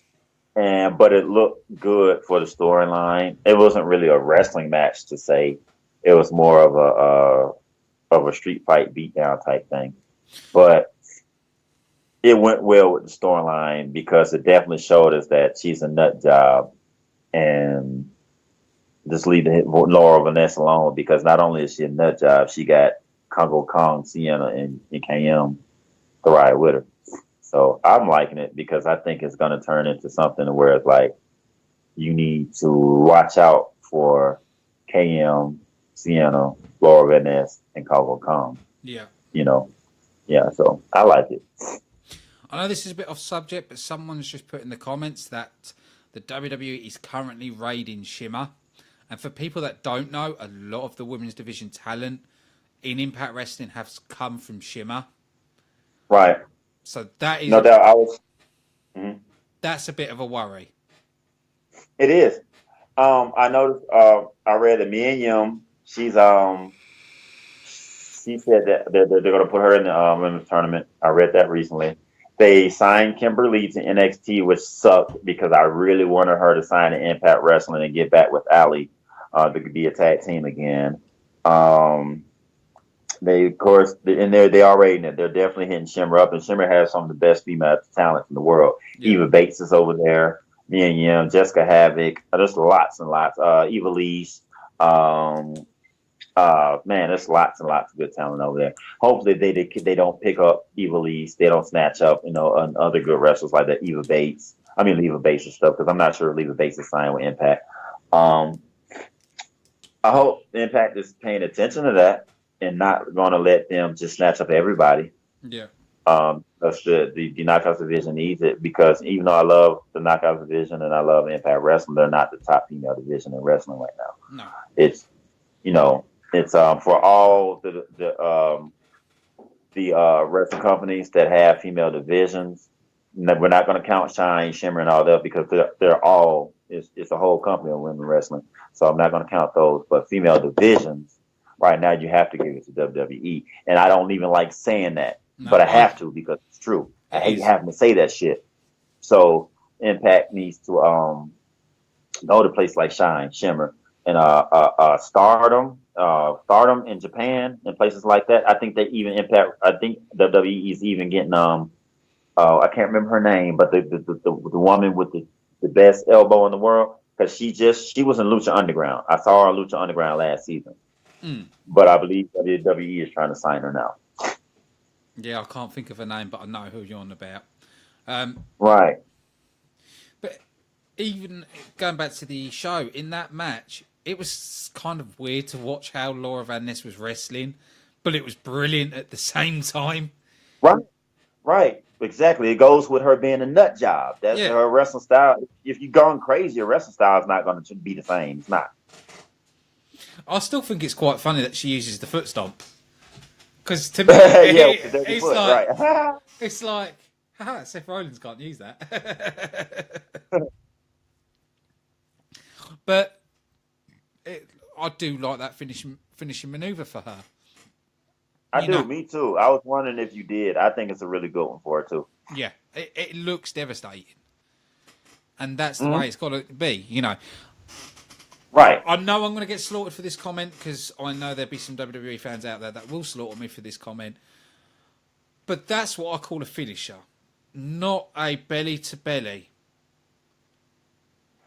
I like the Bayley gimmick, but a belly-to-belly isn't a finisher. It's used too much. Oh my God, I've said this. I mean, I remember the very first time I saw it. I'm like, that's her finisher. A belly to belly is her finisher. Yeah. A belly to belly. No. Goodness, no. No, no, no. If that's the case, I might as well make a body slam my finisher and go sign up for WWE. You know what I'm saying? It's insane. It's insane. It's stupid. A freaking belly to belly. Is this supposed to be special because you call it Bailey to belly? That's what makes it a finisher?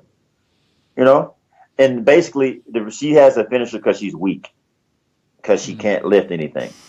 I've seen her try. What was it, against Asuka or somebody? I've seen her. Well, she tried to do a power bomb like twice and couldn't do it either time. She couldn't lift the competitor up, and that's why her finisher moves are belly to belly, because it's easy for someone to sell that. Yeah. Someone can easily jump and left. It's really easy to sell that. So I see why, but it's stupid as shit. Because if you're that weak of a person, of a wrestler, have a submission as a finishing move. Then don't let it be a belly to belly. That's just wrong. It's just wrong. People, it's wrong. It is. I quite like. I was going to say I can yeah. It's just, I just don't get the belly to belly. I just don't get it. I don't get it. Because there are other selective moves, or they could have mixed something in with the belly to make it more devastating. But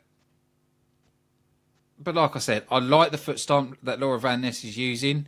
The thing I did love is after the match, where we saw Kong La Kong get in that ring, and I've never seen Al Hebner move so quickly for an old geezer. I've never seen him move out that ring that quick. I've just noticed, I think we've lost your audio.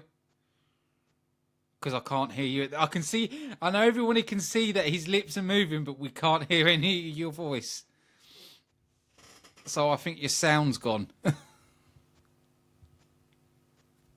See, modern technology nowadays is not all that brilliant. But while Charles is sorting that out, I'm impressed with Kongo Kong. I was very sceptical of him because of his weight. I was more thinking he's just a fat guy they've shoved in there, but he's proven me wrong. I haven't seen his work in GFW, and I haven't seen his work previous. Can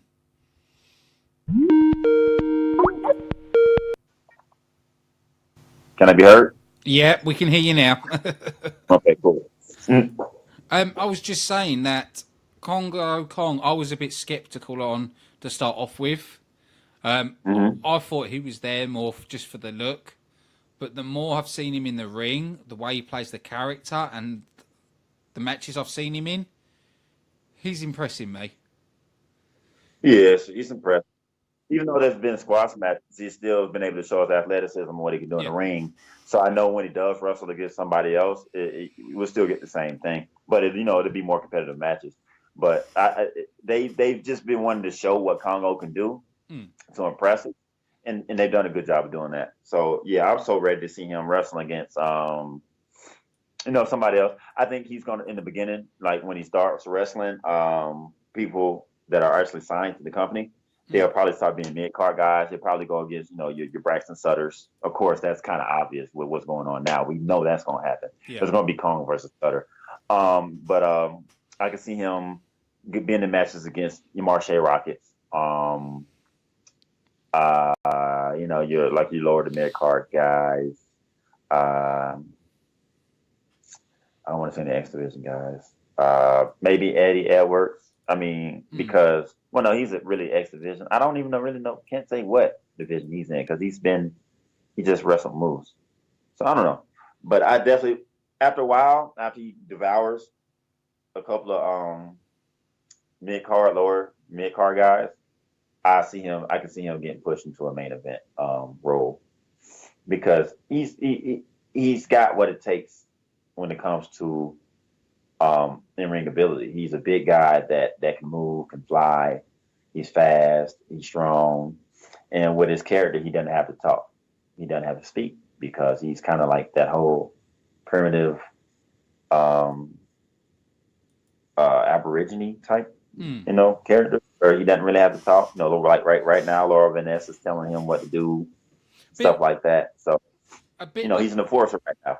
Yeah, a bit like a sort of an Umaga, where Umaga didn't have to talk. Right, exactly. Umaga just went out there, did his thing, and let Alejandro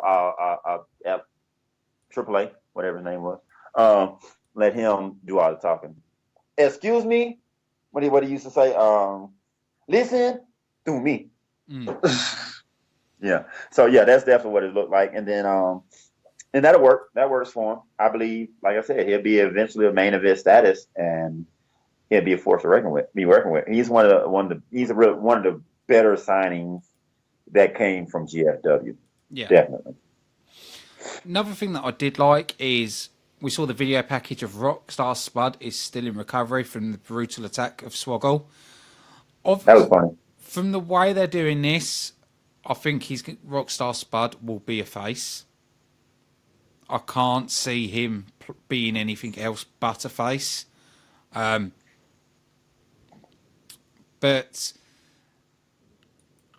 that kind of threw me off because, like, I thought Swoggle was a face until that happened. So did I. It's a bit. Rockstar Spud plays a good heel and he plays a good face. Right, he can do both. Yeah. I liked him when he did I'm with Spud. I didn't like the Master when he was whatever working with EC. I didn't like that. I liked it when he was I'm with Spud and he was that bit of a comedy gimmick, but not a comedy gimmick at the same time. I liked it when he was playing that persona. Or, if people remember, when he first came to Impact Wrestling as Rockstar Spud, and I remember it now, he was in the ring with Rob Terry, and he had Rob Terry dancing, doing the rock sign. That's how I know Spud, and that's how Spud should be used. The way he was used with Aaron Rex was just, oh my God, what are you doing? Just, what?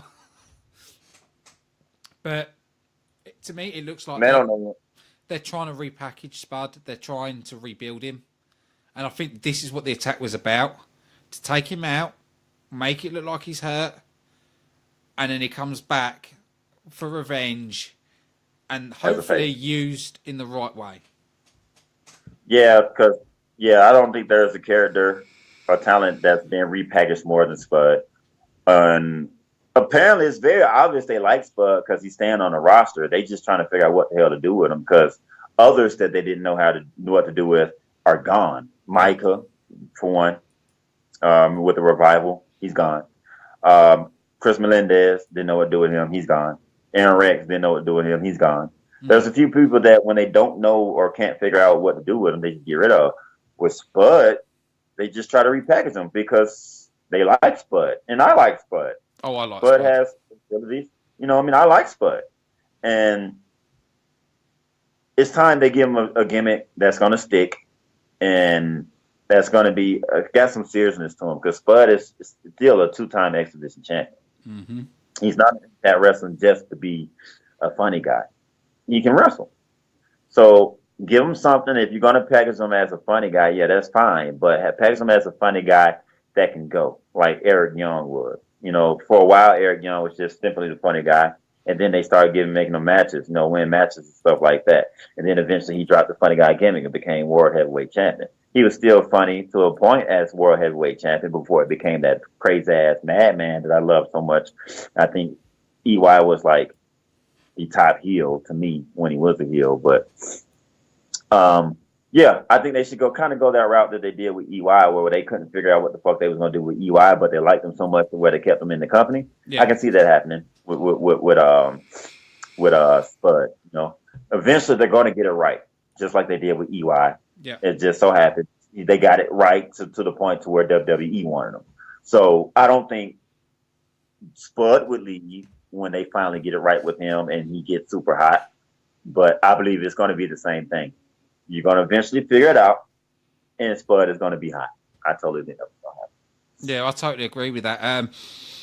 People that don't know, Spud has been around this business for a very long time, even before his Impact days.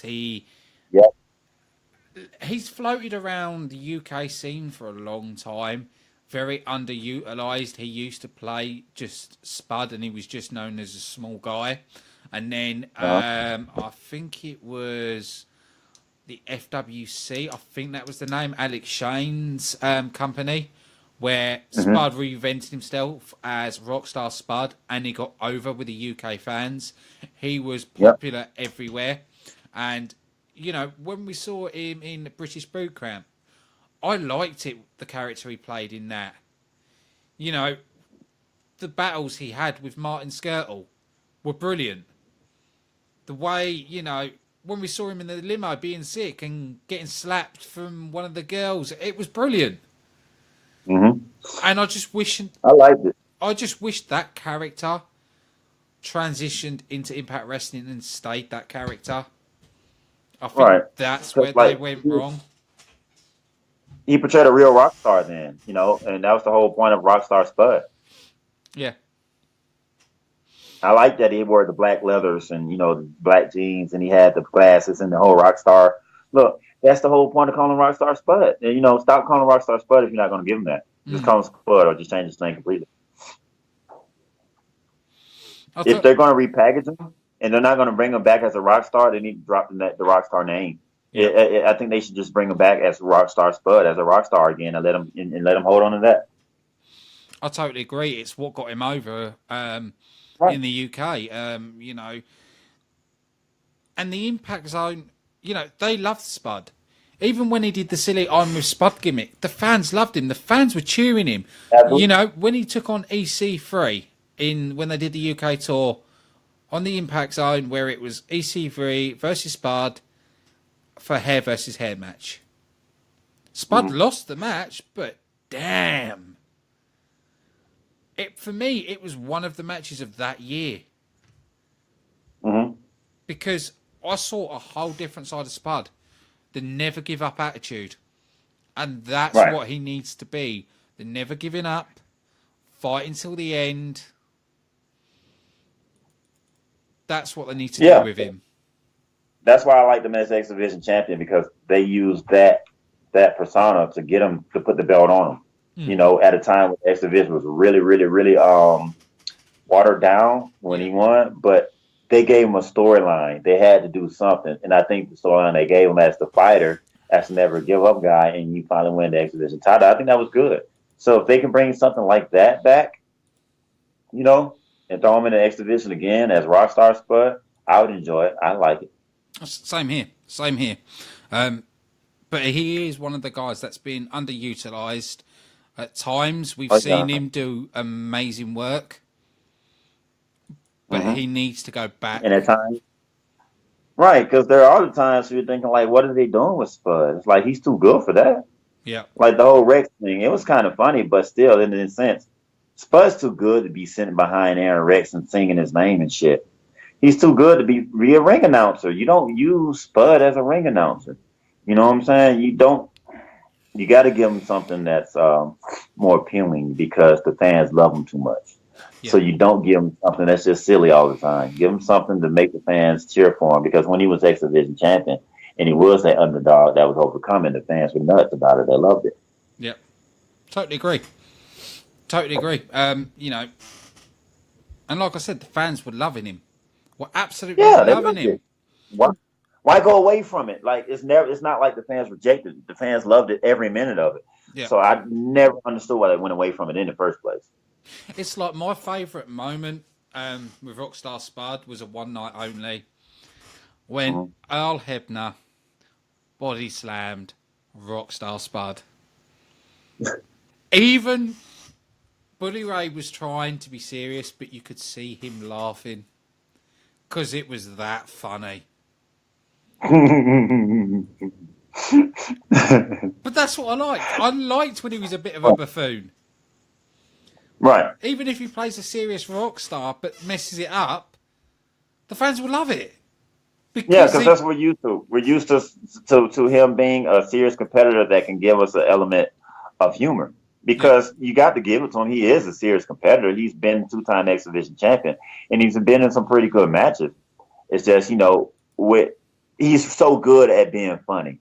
Like I've seen some of his YouTube stuff to where, he does his personal YouTube stuff, and I laugh. It's like, Rockstar's funny.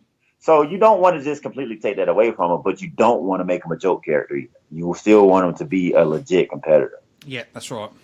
I totally agree with that. I do think the ring announcer point where they put him as ring announcer, I do believe that was temporary. I think that was because they've moved JB and didn't have anybody else, which I think they should have waited on the JB part. Right, exactly. If you didn't have anybody, just wait. Just wait until you get somebody. They got somebody now. They brought back. They're bringing back. What's his? I can't remember his name. Yeah, I know you think. Penzer. Yes, he's already back. We've heard him at ringside now, and it sounds a lot better. A lot better. So that's good. So I just, and that's what the whole Swallow thing is. I definitely see that as just what you said. It's to bring them back with a role that is more appealing. Yeah. But it sounds like Karen Jarrett is the one that's dealing with Spud because he was saying that she was, told him that it was temporary. The whole announcement thing was temporary. I saw that on YouTube, an interview he did right when they was trying to find out who she was before it was Karen Jarrett. He had stated right then that the whole announcer thing was temporary. So it must be Karen Jarrett that is deciding the direction of Spud. At least kayfabe is her deciding his direction. Yeah, I can kind of agree. I can agree with that, to be honest. But like I said, we know what we want from Spud, and we just hope they go in it with it. Right. After that, we saw LAX hold a funeral for former Impact Wrestling Tag Team Champions Decay. We saw it began, it was respectful, but then quickly changed when Conan demands that Decay's ashes be poured on the ground. Conan declares that LAX will also be entering the GFW Tag Team Championship Tournament. LAX and Conan are accomplishing their mission. Mm-hmm. Without a doubt. They're accomplishing the mission of showing that they're the best tag team in Impact Wrestling, and they're accomplishing the mission of being heels that people don't like. At first, they were heels that people really got into, cheered for, and everything, but they have transitioned. Being that Decay is gone, you need another full heel team. Yep. And LAX has turned into that, mainly because of Conan being on the mic. The whole Latino empowerment, good old boy thing has made the fans hate LAX. They don't get cheers anymore. They get booed completely. Yeah. And Santana and Ortiz have made that transition greatly too. Because remember when they first got there, they was getting the fans hyped, you know what I mean, and everything, and catering to the fans. Now it's like just like that. You know what I'm saying? You got Conan calling people in the crowd crackers. You know what I mean? You got Conan talking all kinds of crazy shit, talking about good old boys. This is Latino empowerment, and that's all they care about. And they are drawing that heat. LAX is drawing a heat that hasn't been drawn in a long time. When LAX is out there and Conan is on that mic, all you hear is boo, boo. And you see the crowd doing this. They are gathering the heat that a tag team hasn't seen in Impact Wrestling in a long time, and I love it.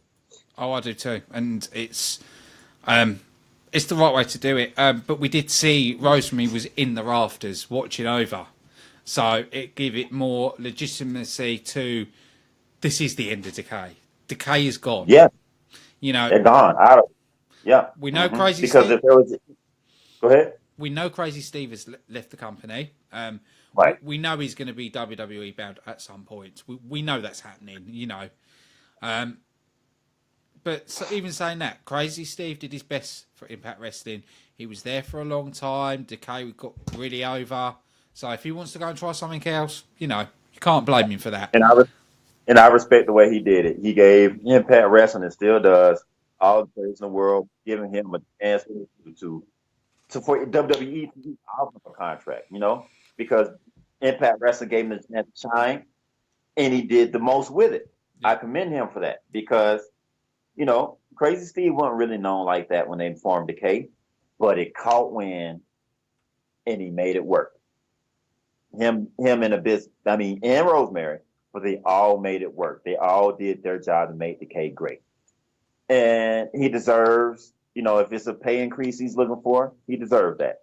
If it's to be seen on, you know, like on another global stage, on a higher global stage, he deserves that. Yeah. And I like the way that like I said, I like the way he did it. He didn't bash Impact Wrestling. He didn't slander their name. He thanked Ed. He thanked Jeff. He thanked them for just, and then he wasn't other than I love that he went ahead and said, he's like, they never underused me. They always used me right. And I think that's great that he was able to say that, knowing he's going over there to be able to give Impact that thumbs up, really. You know, they did to put Impact over like that. That was some real class act stuff. I totally agree with you. And you know, even when he left, he even put the farewell on his Twitter. Right. And he thanked Impact. You know, like that's a stand-up guy. That's class act right there. Yeah, it's respectful, and he was respectful of Impact Wrestling when he left, and that's what I liked. And you know, and I have said this, I wish Drew Galloway was like that when he left. You know, if Drew Galloway was like that when he left, people would have gone, "Oh, fair enough." Yeah, but he didn't do it like that. He lied. He lied to everybody. Yeah. Oh yeah, I will be honest. I am gutted Decay is gone because they were a good team. They were the most popular tag team in in Impact Wrestling.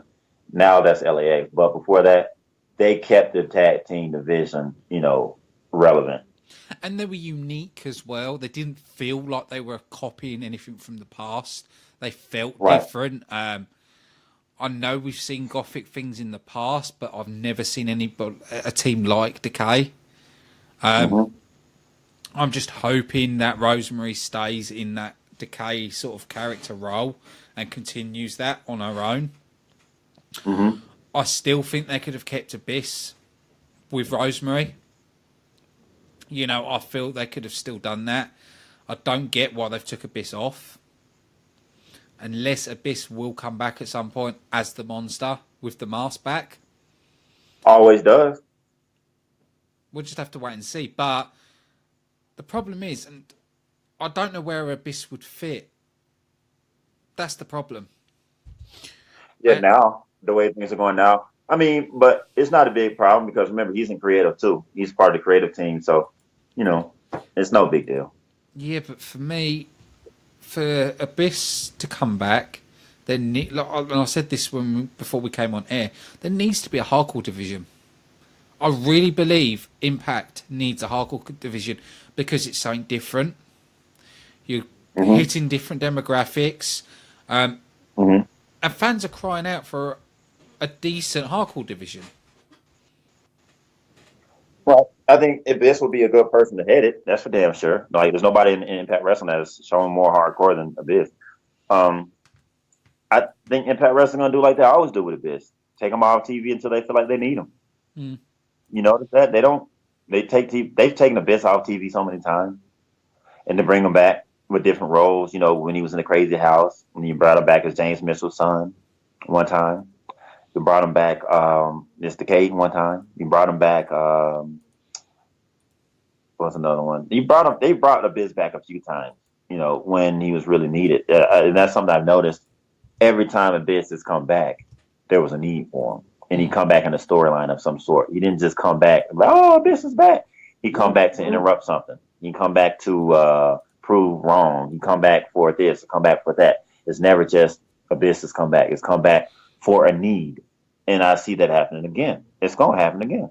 He's going to come back to interrupting somebody's shit or come back to try to prove himself or whatever the case is. There's going to be a reason. There's going to be a specific reason for Abyss to come back like it is every single time.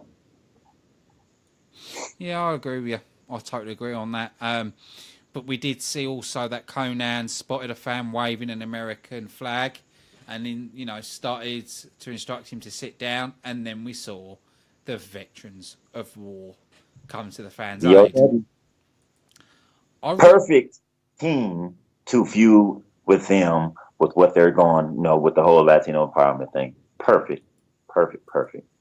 I agree. With the matches we have seen the Veterans of War on have been strong. Some people are saying that Gunner was meant to be in this team and then Gunner pulled out last minute. I don't know if there's any truth to that. I've never read that anywhere. I've seen it in a comment where Gunner was meant to had a handshake agreement and pulled out last minute, and that's why Dax is in there. I don't know if there's truth behind it, but that's what I've heard. I heard it too, but I've never seen anything to say it was official. Yeah, nothing to sort of back it up. Right. But even with Dax in the Veteran of War, I quite like it. I quite like their chemistry. I like it sort of more real. It's not... There's nothing fake about it. It's legitimately... They were Veterans of War. Right. It feels better with Dax because he kind of has the military look. We haven't seen him before. And, I have with NWA, Wild Side and all that shit, but he has the military look and he is a military man as opposed to Gunner. I'm not sure if he's in the military or not, but we know him for something else, to have a fresh face to go with Crimson. I think that was good. I think Veterans of War is more believable with Jax Dane. Because he has that stern military look and persona. If you notice, he doesn't talk. Mayweather does the talking for him. Yeah. And he keeps like that military bearing. I don't know if Gunner could have pulled that. Gunner, we know he talks. We know Gunner is Mr. Intense and stuff like that. And I get the sense of this. Mayweather being the veteran in Impact Wrestling.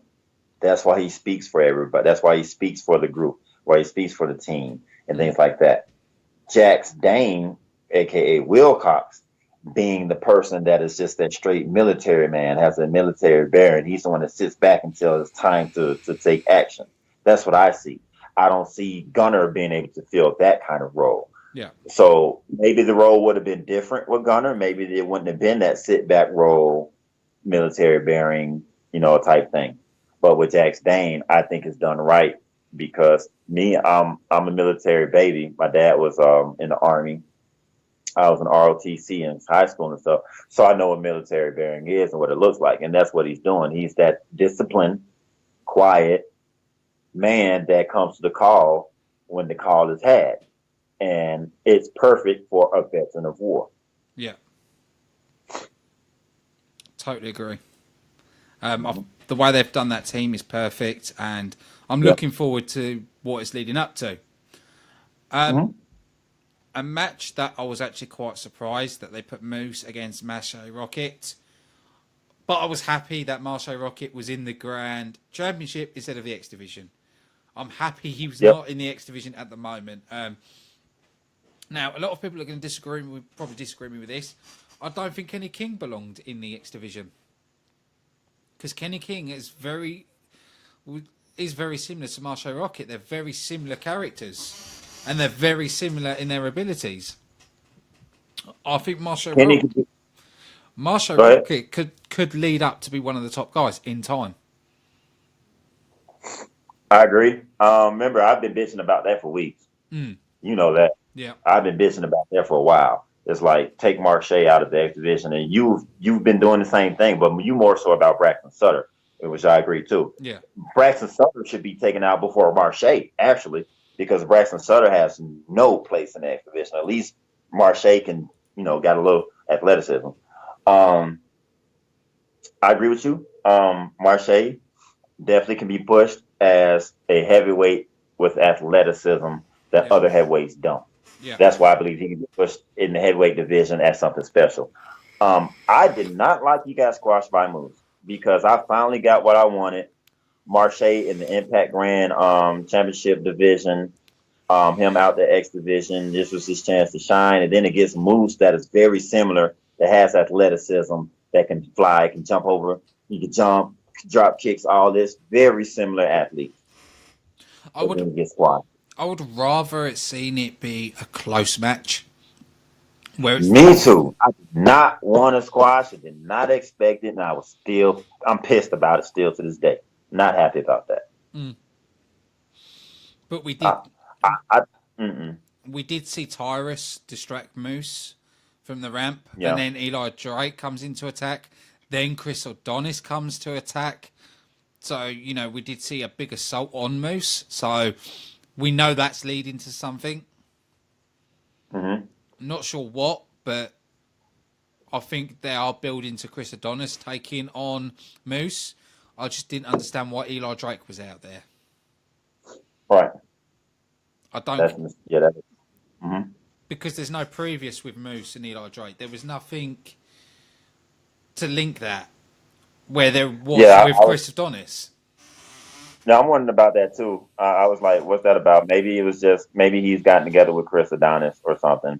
Because remember, Eli Drake has been like, he hasn't gotten his, he's been overlooked and shit since the DFW guys. So that could possibly be it. Maybe it's something that he's just doing just to try to attack champions, to try to, to show that he's here and that he's not to be forgotten. That's the only thing I could think of at the moment. But other than that, if that's not it, I can't see why they put Eli Drake, in that situation. I can see him going into the Grand Championship division because of the influx of talent. I could definitely see that out, and I can go for that. I can accept Eli Drake being in that division and being a grand champion. I can accept that. But I need to see if that's the direction they're going to go. We need to see that on TV, and there needs to be an explanation as to why he done this, and something that we can believe. Yeah. Oh, definitely. After that, we saw Mackenzie Mitchell interviewing Dutch, and he basically said we've been listening to the fans, and he announces the Ultimate X will return next week with Loki defending the X Division Championship with Trevor Lee and Andrew Everett.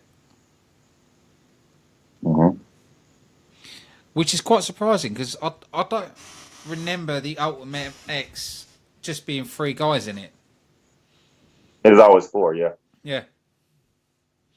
That's cool though. I think that Ultimate X with 3 guys would be cool. Oh yeah. I don't really have a problem with that. I think it'd be able to be more action and more competitive because everybody always has to be on the P's and Q's. You have to watch the other person. Well, I mean, it's like that with 4-man too, but at least with 4-man, there's normally 2 people always fighting each other. Yeah.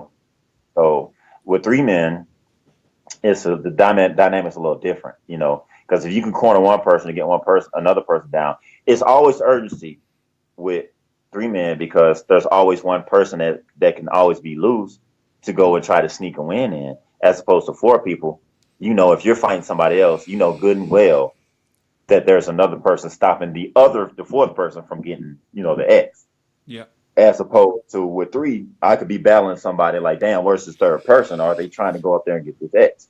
So, yeah, I think the 3-person Ultimate X will probably be pretty interesting. Oh, yeah, definitely. After that, we saw more to the rivalry with David Richards and Eddie Edwards, where we had Angelina Love taking on Alyssa. Yeah. I've said this. I don't think Alyssa's there yet. I don't think it was right that she won the one night only. They did comment about the one night only in commentary. But still, I quite enjoyed this match. I enjoyed that Angelina went the dirty route and tried to take out Alyssa with a steel chain. I quite liked that it ended in a disqualification. It's like I've said this on the show before. I'm really hoping Davey Richard and Eddie Edwards ends the rivalry in a full Metal Mayhem. Needs to happen. And I reckon that probably will happen at Slammiversary. I think a lot of these storylines at the moment will end at Slammiversary. I do too. I think that's going to be the end of all storylines before the new regime comes in. I think that's where they're going to finally. All right, everything new from here on. I'm like you. Alyssa needs what? I think Alyssa. Excuse me. Bless you. I think Alyssa needs more work in the ring. Thank you. And I do agree with you completely. I'm glad it ended in disqualification in order just to further the storyline. That's what I like about this whole thing is the Eddie Edwards and David Richards storyline. I love this storyline, and the way that they keep going about it each week, I think is great. I don't think they messed up anywhere in this storyline at all. I don't think so at all. I totally believe everything they've done with Eddie and David has been good. Even this match, it didn't end, and like I said, it ended with a disqualification for Angelina, which was good. I don't have a problem with that. And it didn't make it too long to where it would show that Alyssa is green as hell, even though we know it. They didn't make it to where to show it. Actually, they kept it kind of like street brawling, kind of like on the outside and stuff. They didn't try to make her do too many difficult moves or anything like that, which is smart. You don't try to have her doing a lot of shit that you're not sure she can do right now and make her look bad. So, being that Alyssa is so green, I think the execution of this match was good because they didn't try to make her do too much to make her look bad. And then it continued to further the storyline of Eddie Edwards versus David Richards. So I didn't have a problem with it. I thought it might end up being bad because Alyssa was in it, with being 100% real, but they went about it the right way. Oh, they did, definitely. You know, and we did see the involvement of Eddie gets in there to protect Alicia as well. And then we saw Davey attack Eddie's injured knee. So we saw it led the right way. I'm totally invested in this feud. You know, in this match between Alicia and Angelina, it continued to keep me invested because it was obviously made to keep the storyline going. Yeah. And it was done well. So I'm liking it. I like the match because it served its purpose. And Alicia didn't look bad because they didn't try to force her to do stuff that she's not ready to do. And that's the key thing. You don't want to start having, and I think that's one reason why maybe Ava looked bad on One Night Only. Yeah. Because, you know, you tried to get her to be a wrestler when she's not ready to be a wrestler yet. So, and she looked bad. Yeah. I totally agree. I loved the Wolves, and as you know this, I loved them as a team, but I'm starting to like them separate. I'm actually starting to like them separate, and they've also, Davey and Eddie Edwards are playing two different characters. If you listen, if you listen to Davey Richards' music, it's more rocky, it's more, you know, and when you listen to Eddie Edwards, it's more of the hip hop scene. He's more the happy. Right. So there is differences between these two. You know, when they were together in Wolves Nation, you never saw the differences. They did that so correct, right? Because if there's a team that breaks up because they feel like there are differences between them and they have a feud, which normally what happens when a team breaks up because they have problems, you need to see the differences in those people and you really get to understand why things weren't working. If they were to break up and have the same personas, like what was the point of them breaking up? Why would they be arguing? They're the same person. Yeah. With Dave and Eddie, totally different. I mean, left side, right side, heaven and hell. I mean, 180-degree turn. They are totally on two opposite sides of the spectrum. And that's the way it should be. It's great. You got Dave and Angelina, I think, are incredible tandem, heel tandem.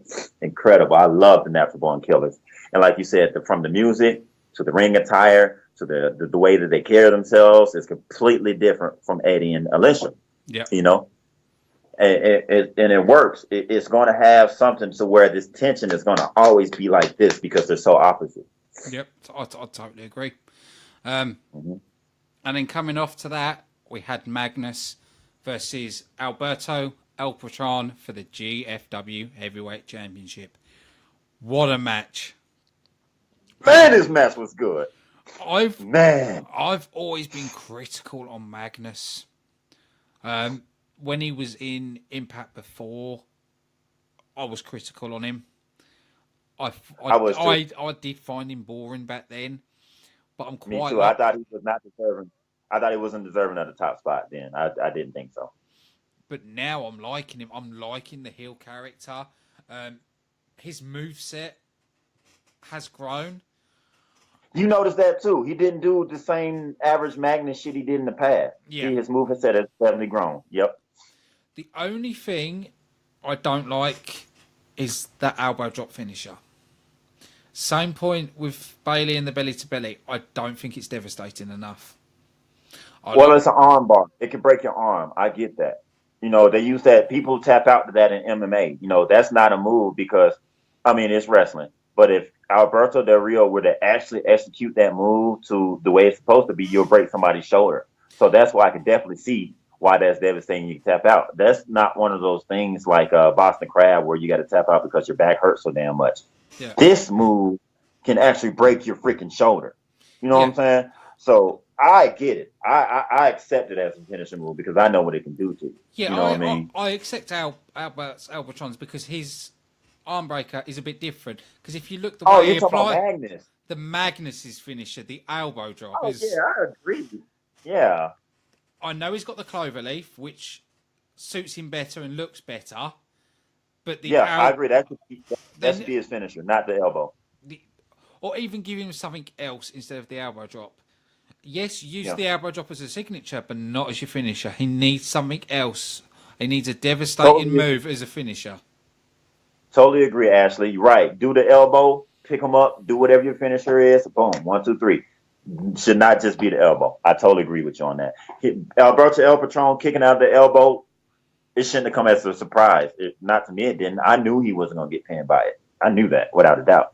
I mean, it could have happened because the match had gone on for a while up to that point, and it was already being good. So if he would have kicked out, fine. But I knew. I don't know how I did, but I knew he was kicking out of that elbow. Oh yeah, definitely. I do think Magnus needs more of a finisher. I like the cloverleaf, but he needs an attacking move as a finisher as well. Because I think you should have both. I think you should, if you are a submission guy, you should have a submission as your finisher, but you should have another move that's your finisher. Right, exactly. Some kind of high impact move. Yeah, you should have a second one. But the elbow drop to me is... it's the same with Bailey. It's not devastating enough. We've seen it's not. It's not something you believe will make somebody stay on the mat for a 3 count. Or even give Magnus the power driver. I'd be quite happy for him to power drive people. Yeah, that definitely would be a good finisher. You know what I mean? Hell, EY did it. That's how EY took the championship from Magnus. Yep. Shit. I think that would be great. The power driver would be way better than that elbow drop. Oh, yeah, definitely. And one thing I liked about this match, though. Go ahead. It was definitely to and fro. It was back and forth. There wasn't one guy that was over all the match. It was an even match, and that's what I liked about it. Me too. Because it's like many counters. That was like I like that they show so many facets of wrestling. They show mat wrestling. They show high flying wrestling. Well, I won't say high flying, but they show that they can both, show athleticism and get high, get high. Get in the air and stuff like that. They show technical wrestling. They show power wrestling. Outside the ring, inside the ring. They were all over the ring. It was totally, no one got the momentum for long.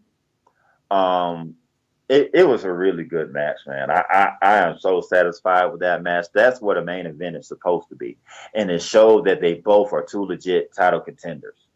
That's what you wanted to end this match with, to say that either one winning that match was okay. And I think any one of those guys coming out with the win would have been okay because they showed throughout the whole match that they were worthy of the GFW Global Championship. They both showed their tails, man.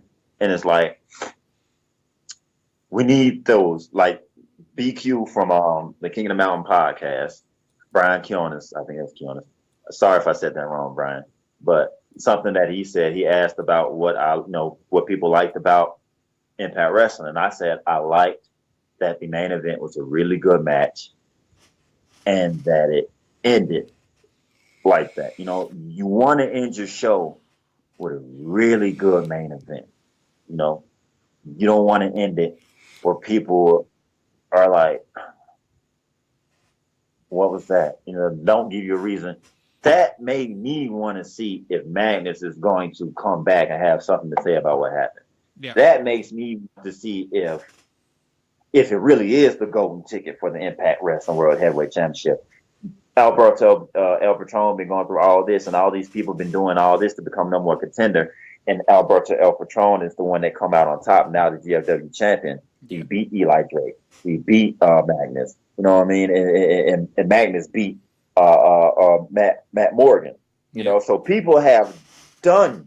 They haven't just been given title shots. People have had to wrestle. Yeah, they've had to show that they that they deserve this, and it culminated in a damn good main event. You know, just to show. So I believe through everything that's happened that led up to this, that Alberto should get a title shot now. And after that match, I want to watch Impact next week to see if that's what they're going to do. Are you going to give Alberto a title shot after that good ass match he just had with Magnus? Yeah. If not, something's wrong. And you want to see it. And I want to see if Magnus is going to be like, look, I got a title shot. You know what I mean? I got a rematch clause, because he does. So I want to see if that happens. So it has left me like, man, I would definitely watch this match again if they're going to have it. Yeah, hell yeah, I'll watch it again. You know what I mean? It left me feeling like, yeah, damn, I can't wait till next Thursday. You know, that's what left me feeling. The way I think this is going to lead to, I think it's going to lead to Slammiversary, where Alberto El Patron keeps the GFW title and takes on Lashley, and that becomes the unified of the title match. I think that's the way they're going to go with this. I agree, but I want to know what's going to happen with Magnus and Alberto before that, because it's very obvious that there's no way that can be that's it, because like I said, there's a rematch clause. Oh, yeah. So it's got to be something with that. It's got to be. There will be more to this, but I don't see Magnus getting the title back. I don't see it. Nah, me neither. It's only right that it's got to be Alberto versus Lashley, at the way that Alberto came in, you know, and everything, and now he's proven that he deserves another match. It's got to end up that way. Because even Alberto El Patron has actually said he wants to be a legend at Impact Wrestling. He said he wants to retire. He said he wants to retire at Impact Wrestling. And that says a lot. That says about the new regime. You know, if a wrestler wants to become a legend in the new regime, it tells you how much wrestlers have belief in it. Remember, he didn't want to come to Impact in the old regime. Yeah. New regime, he is all for it. And have you seen the way that Alberto campaigns Impact Wrestling, and the way that he is with the fans, and the way he just promotes Impact Wrestling as a whole? He is acting like he is like completely all for Impact Wrestling. When he won the GFW title, did you see the aftermath on YouTube or anything like that? No, I did not see the aftermath from YouTube. I'm going to send you a link. Alberto El Patron won this title. He got all in the crowd. He was all in the crowd, throwing it up. I mean, it was crazy. Everybody, see. He was giving everybody high fives, fast, boom, boom. I mean, he was straight milking the fans. I mean, he was, and then he got in the ring, cut a promo that said, God bless all the Impact Wrestling fans. You know, that, I mean, Alberto is straight. He's calling it his house. he's making it seem like maybe Impact is his house because he is campaigning Impact stronger than anybody right now. I mean, like really big time. And then people that I know people that go to the Impact Zone during the tapings, and they're like, man, we were wrong about Alberto. You know what I'm saying? Patron, we thought he would be a diva, you know, all this whole stuff, and he has been the complete opposite. He has been like straight all for Impact Wrestling. Because another thing, what I found quite amusing that he's using his wife's quotes with "This is my house," and he said that in the interview after you won the title. Yeah, backstage interview, my first word. He said, you know, it's my house. You know, not to quote, you know, to quote my beautiful fiance. She's the one that coined the term. But you know, this is my house, such and such and such. And then I think Paige is going to end up in Impact because the latest thing reports about her and WWE is like the relationship is souring. It's like she may not, after her whole suspension is up, she may not return. Which I think would, if that's true, it'd be quite a shitty move by the WWE because if you look at the amount of leaks from other wrestlers that's happened, you know, even with the Charlotte stuff, the WWE didn't back Charlotte, they didn't back Paige, they've stayed quiet on the subject. Yeah, they don't want to cause anything to harm them, and they don't want to say the wrong thing. I mean, that's a really, really touchy subject that it's really best that you do shut the fuck up about it. You don't really want to cause any more harm. If it happened in Impact Wrestling, it would be smart for them to just keep their mouth shut. You don't want to. That's something because it's a personal thing. It's a personal decision, and something personal made it happen. So it's not really on WWE to speak on it because it's not their doing. It was solely her doing, the people she was with, and the hacker. Yeah, you know. But the problem is, you know, this person or people that have been hacking, because this is what's basically happened. These images that have come out have been hacked. You know, they've been taken off people's phones. They've been taken off people's clouds. And wrestlers, celebrities are unaware that this stuff's been taken. So to me, it should be a criminal offence because it is a criminal offence. I would have liked the WWE to make a statement and say the actions that have the hackers that have happened is wrong. We back our wrestlers. No one's privacy should be hacked into. They could have released a statement just saying that, not going into detail. I believe there should have been some kind of support statement for Paige. I do believe that. So do I. But people are saying that Paige will be fired because of the images. Well, hang on. Her phone was hacked. That's not her fault. So she shouldn't be released on that or be punished for that. She hasn't been on WWE television. She's injured. She's been injured for a long time. And I can actually say this because she was on Facebook live stream with her brother. I think it was Zach. Is it Zach B? Anyway, she was on with her brother. And he turned around to her and said, when are you coming back to WWE? And she turned around and said, May, June. So from her point of view, it looks like she's coming back to the WWE. You know, because even when Alberto El Patron went on these rants on Periscope, you could see her saying, don't say this. You're going to get me in trouble. Yeah. Stop. Yeah, she was worried about it. Yeah, I've seen them. She's being careful about what she says. Because, like, Impact Wrestling is a great show, isn't it, baby? She was like, yeah, you know what I mean? And she's looking at the camera like, ooh, wee. You know what I mean? Yeah. But he's like that. The thing about Alberto, he's honest and open. But sometimes that can be his downfall.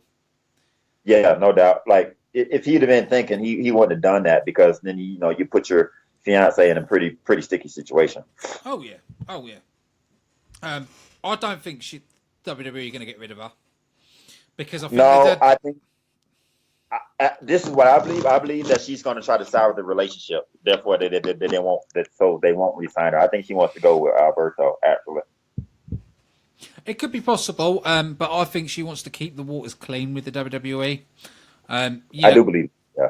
Because even her mother's been a trainer at the NXT as well a couple of times, so we'll just have to wait and see. There's been so many reports, this, that, and the other, but there's been no fibre, there's been no proof, there's been no backup to these reports. This is why I get frustrated with a lot of wrestling websites. They just seem to post stuff to get people to read, not actually what is the actual truth. Right. They just want people to tune into the sites. That's all. Yeah. But I'm actually... Yeah, we're not going to do that. For all you people listening and watching now, we're not going to put any hearsay or anything like that on our site. We're just not going to do it. It's going to be fact. Anything that was about a wrestler is going to be fact. And then if it's opinion, we're going to state that. You know what I mean? Simple and plain. Slam downs, not with slandering anybody, putting out lies, anything like that. We just refuse to do it. Yeah, precisely. But I'm actually quite happy that Albatron left the WWE now, to see the way he's been an Impact. If I ever saw Vince in the street, I'd shake his hand and go, thank you for releasing him and giving him to Impact Wrestling. I agree, because I was very skeptical of him at first. I kind of didn't want him to Impact. But he's shown me now that the stories around him might not all be true. Right. But I've got to say, the way Impact's going at the minute is brilliant. Last week it was amazing. This show was good. There was a few niggles, but it was still a solid show. Yeah, I give it a B+. I want next week to hurry up now. It's like I said, I'm excited. Me too. I'm ready for it. I'm so ready for it, man. I haven't been this excited about wrestling in a long time, because Impact Wrestling is my number one show. So if I'm not excited about Impact Wrestling, I'm not going to really be excited about wrestling as a whole. So now, because of what's been going on, I'm very excited about what, the future Impact Wrestling and what wrestling holds, because it's going to have an effect on everything else. Yeah, it is. It's already doing it. It's already having an effect on everything else. So as more Impact improves, more wrestling improves. So it's just great all together. As long as Impact is great, wrestling will be great. I totally agree. Totally agree. But one thing I will say to you, you've definitely got to watch Turning Point. I can't believe you've missed it. I'm surprised you didn't know. Because that's been advertised. I'm always on it. I'd have watched it the day it came out if I'd have known about it. For some reason, I'd missed it. Well, I've been busy as hell, too. I mean, I've been more busy than a little bit. Yeah. But yeah, if I'd have known, I would have already watched it. But now that I know, I'm going to watch it tonight. I'm definitely watching it tonight. I think that's one of the main problems is things are not advertised. I think they do need to work on their advertising. Big time. Pop TV is not the place to do it right now. It's all on Impact. It's all on Anthem right now, because Pop TV only advertises on Pop TV. And if you don't watch Pop TV, then you just don't see it. I don't watch Pop TV. I only watch Pop TV to watch Impact Wrestling. You know what I'm saying? Yeah. That's it. And Schitt's Creek, but I can watch that on Netflix. So I don't watch Schitt's Creek on Impact Wrestling. I mean, on Pop TV. I only watch Impact Wrestling. So if that's the only time I'm watching your damn channel, how am I going to see your advertisements? Yeah. You need to, they got to expand past that. Pop TV needs to start putting their commercials on other channels and stuff like that. Or do like Bully Ray said a couple years ago. Have an infomercial. Have an Impact Wrestling infomercial so you know who's around and what's going on, stuff like that. You know what I mean? Yeah. That was a great idea that Bully Ray had, Yeah, totally agree. Totally agree with you. Yeah, advertise it more, man, because I'm an Impact fan. I'm a hardcore Impact fan. And I didn't know about Victory Road. So, I totally agree with you. When they were with Spike, they did promote on other channels. Because if you remember, there was an advert on Raw, and what advertised in Raw ads breaks? Impact USA Wrestling. Advertised Impact Wrestling. Exactly. And it was a smart move. It was a smart move. Really smart. And I think so that's what they need to look at now. They need to look at we need to reach out. We need to be on other people's adverts. I think that is the next maneuver. But I do feel that I don't think Impact Wrestling wants to stay on Pop TV. Nah, it would be smart not to. And right now, the way things are going, I don't think they have to. I think there will probably be networks that are willing to pick them up now, Yeah. as opposed to before. I know Spike have sort of dismissed reports. Yeah, they did. They dismissed and said that they weren't looking into bringing them back, but that could just be a lie. That could be just, With that could just be over with their faces. with Impact Wrestling being on Spike UK, which is under the Spike banner. Right. You got to know that's a possibility. You can't Yeah. rule that out. You can't. Because one thing I will say on the ratings in the UK so far, Impact is beating the WWE. Yeah, It's not, even from week one. yeah, From week one, they're beat it's not a massive margin. I think it's a 2,000 viewers difference. No, 20,000. 20,000, sorry. 20,000 difference. But still, Mm-hmm. it proves that Impact abroad and out of the US is more popular. But they need to work hard on the US promotion of it.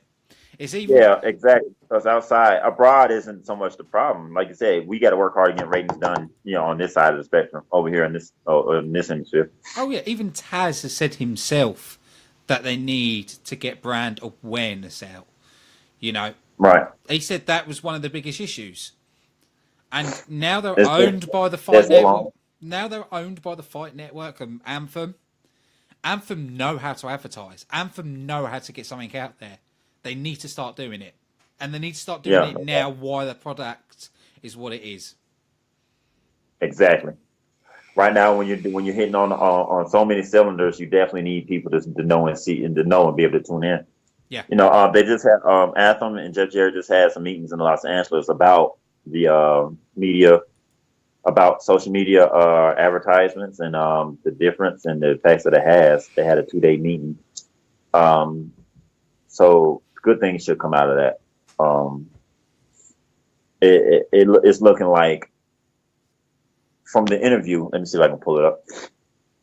From the interview, it's pretty much showing that they're letting them know that don't worry about the TV ratings because these certain things right here is going to translate to people watching and whatnot.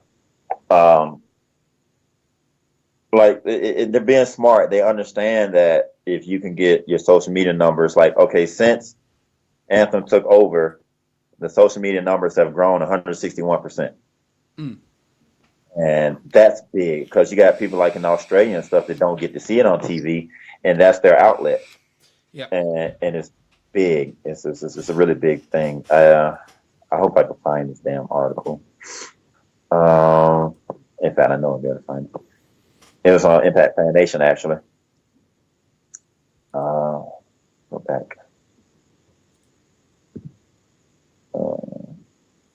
And I can read something to you.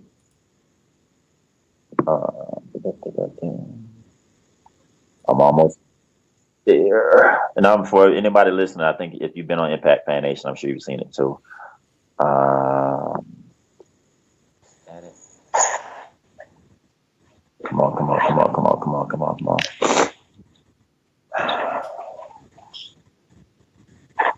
Looking for it. Wait for it.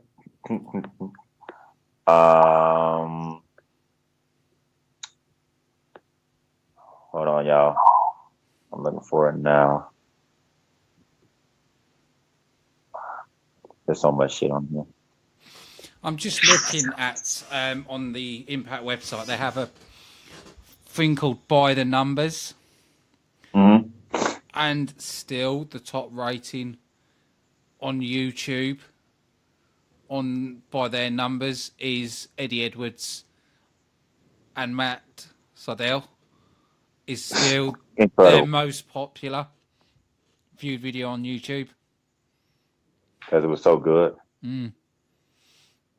Damn, now I can't find it all of a sudden for some reason. But yeah, if you can read, there's an article about the meetings they just had in Los Angeles. Mm. And tell me, anybody can just jump on Impact Fan Nation, and tell me what you think. I just think there's a lot still to come. There's a lot more work that Jeff Jarrett and Anthem are doing, And like I said, the future looks good. The future looks positive. Yeah, it definitely looks positive, and I'm all for it now, and I'm so happy the way things are going. And overall, I would definitely have to give the show a B plus. I think there was the only thing they had a few squash matches. They had like 3 squash matches. I think that's too many, so that's why it brought it down a letter grade.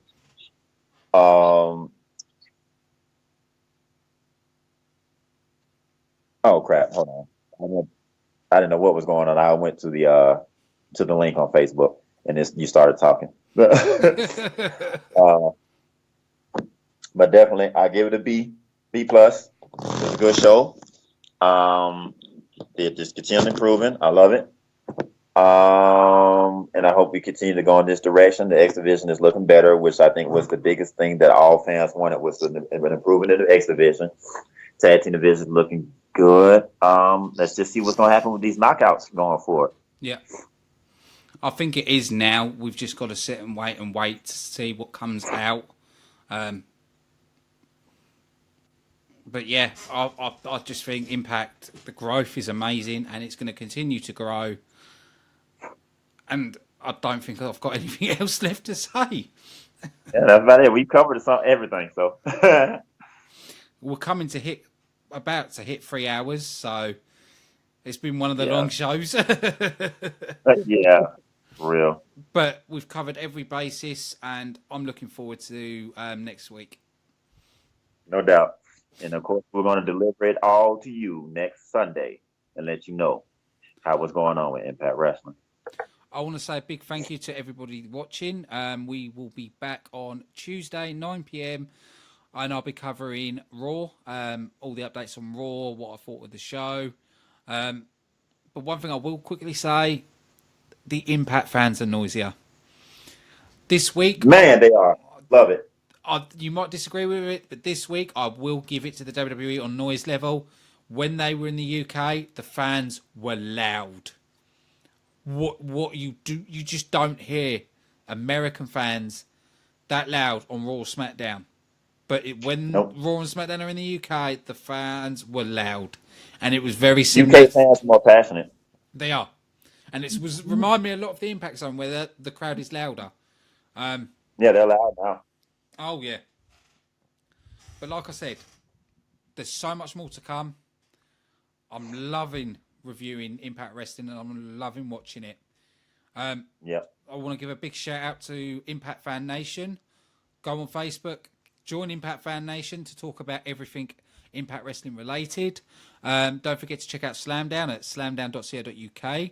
We'll have new articles. You can catch all the past shows. All our links to our social media are on there as well. And also we're on Twitter at Slamdown Live. And Charles is on Twitter with Impact Fan Nation. And what's the link for that one? And at Impact Fan Nation.